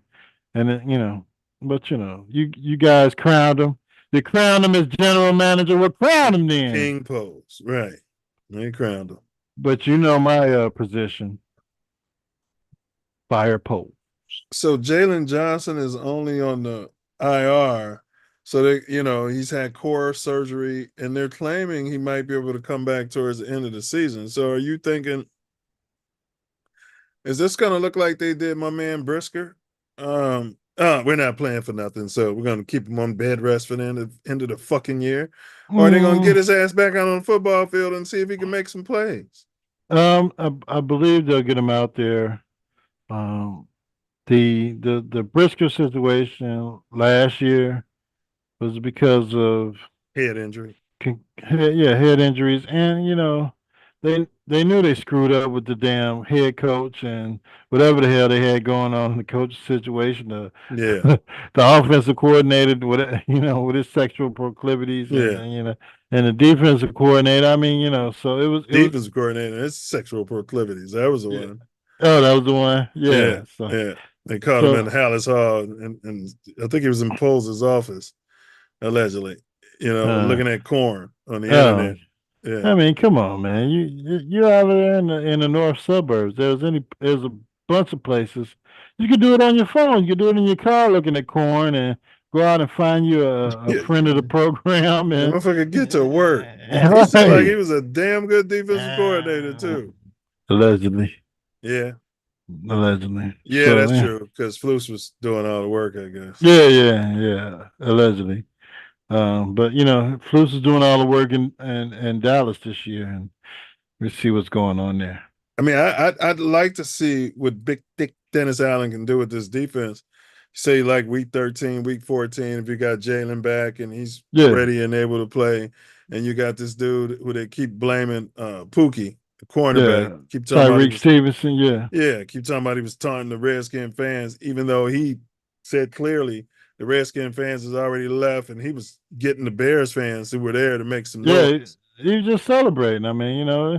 You keep blaming Ray when you got veteran safeties out there and 14 captains on the field, and you're supposed to be counting your play. Somebody's supposed to be counting your team. Make sure you don't have 12 people on it. And nobody called time out. The coach said the defensive coordinator, defensive back coach, the head coach. Nobody had the. It's all Ray's fault. It's all Ray's fault. If I was coaching at the hallowed grounds of William H. Ray, I'd have called a timeout, sat him down for the next 3 weeks. Yeah. But they, you know, then they got scared of him after he said, you know, he walked out of practice after they didn't call a timeout, and it was the next week, and they told him they were going to discipline him. Yeah, it was just a shit show here last year at Hallis Hall. And I'm sick of our local media never pointing the finger at any non-copper colors. Yeah. Cole Kmet gets a pass year after year. All they do is find problems with every single copper color, not every player. But all they do around Hallis Hall is point out the black players who are not living up to their money. No, you know, I haven't been paying attention much to, but what kind of attention did Cole Kmet get after this last game? We kept dropping the damn ball. Yeah. Nothing. It was okay. What they were saying, how they framed it is, well, everybody deserves one bad game. That's how they was framing this. It was unlike Cole. And it was unlike Cole. And, you know, I'm surprised at Cole. And, you know, and you know, he doesn't do this all the time. That's how they framed it. They didn't frame it like this bum's been overpaid. And this is another mistake that the GM made. Mm-hmm. Gave this guy $12 million a year to run out there and drop balls and pause.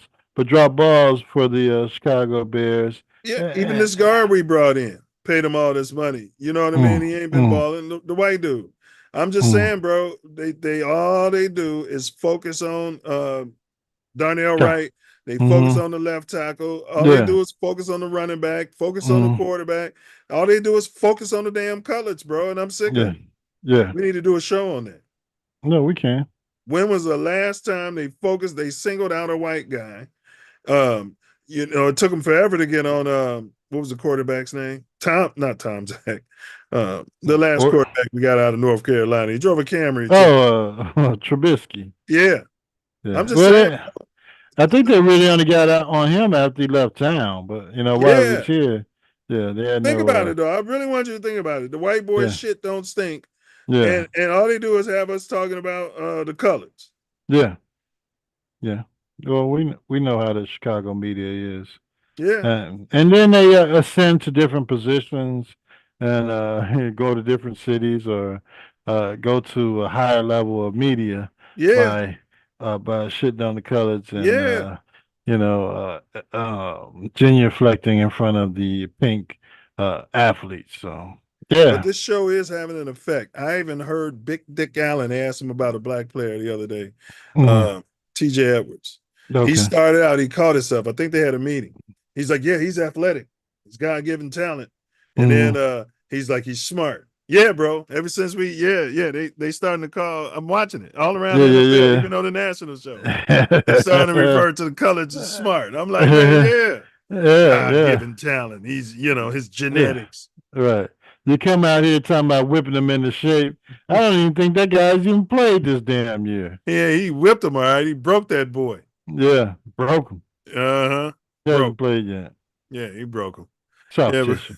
great final words. Yeah, we might cover that though, man. We're gonna look at Bears who are underperforming, who are non-copper colored. We're gonna look at a history of them, and we're gonna figure out why hasn't the media's been on their ass. Yes, sir. Yeah. Sound like a plan. As we wrap up today's episode, keep to Ace's point, keep Kyren Lacy's case on your radar and keep his name in your heart. The discrepancies between the witness statements, crash data, and Lacy's alibi raise more questions than answers.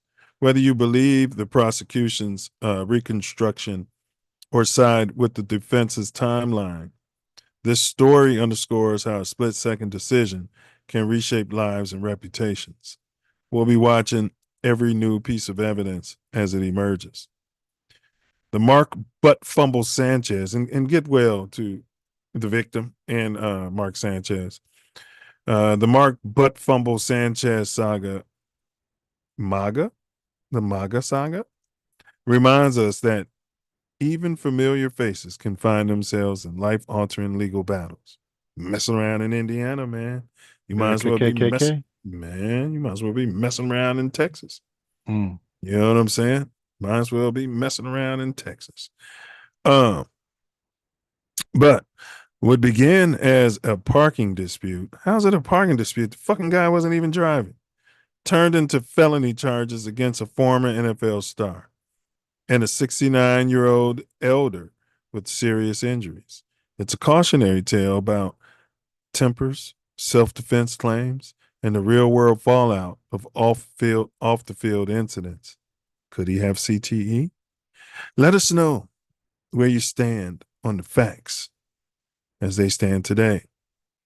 In an NFC North division, black and blue, every roster moves. Coaching hire and rookie debut signals a divisional gauntlet that will dominate the NFL this season. Can our beloved Bears take the N? Can our beloved Bears take the Commanders tomorrow? Thanks for listening. Your feedback fuels the conversation. The game's always on, and we'll be here to call it like we see it. This ain't just content, it's connection. And it means more because all of y'all are locked in. We appreciate your support and enthusiasm for this pod. If you have any more questions or need further information or got ideas for topics, feel free to reach out to us.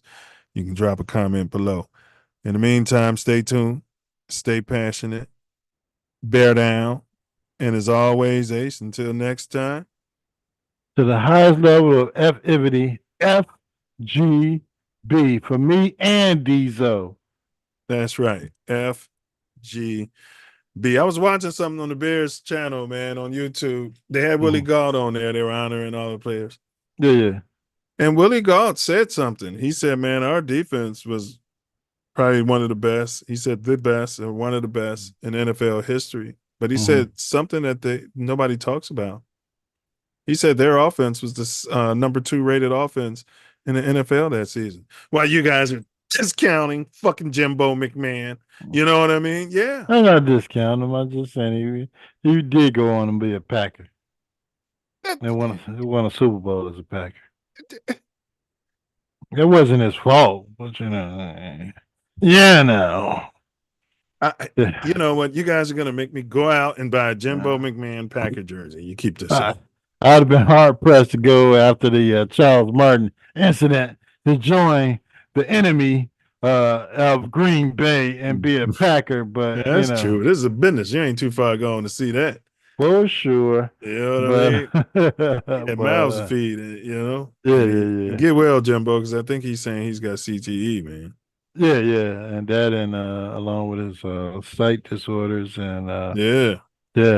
So shout out to Jimbo McMahon. Man.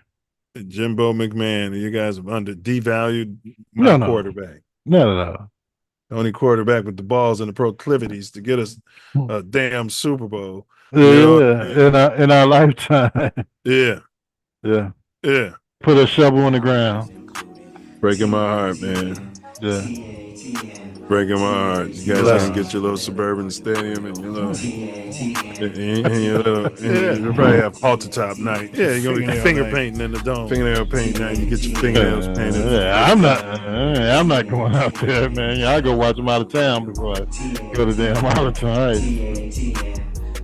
All right. You find yourself sliding through. You might be in LA. On Florence and Normandy. Hey, homie. Hey, man, come here. You better. You might be in Chicago. Woo! Dipping down Ashland. You better. Chill back. Check your 6. Double check that blind spot. Use that blind spot assist.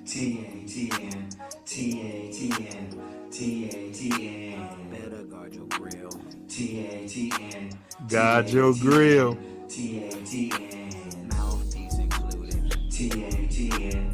Bear down. Knuckle up.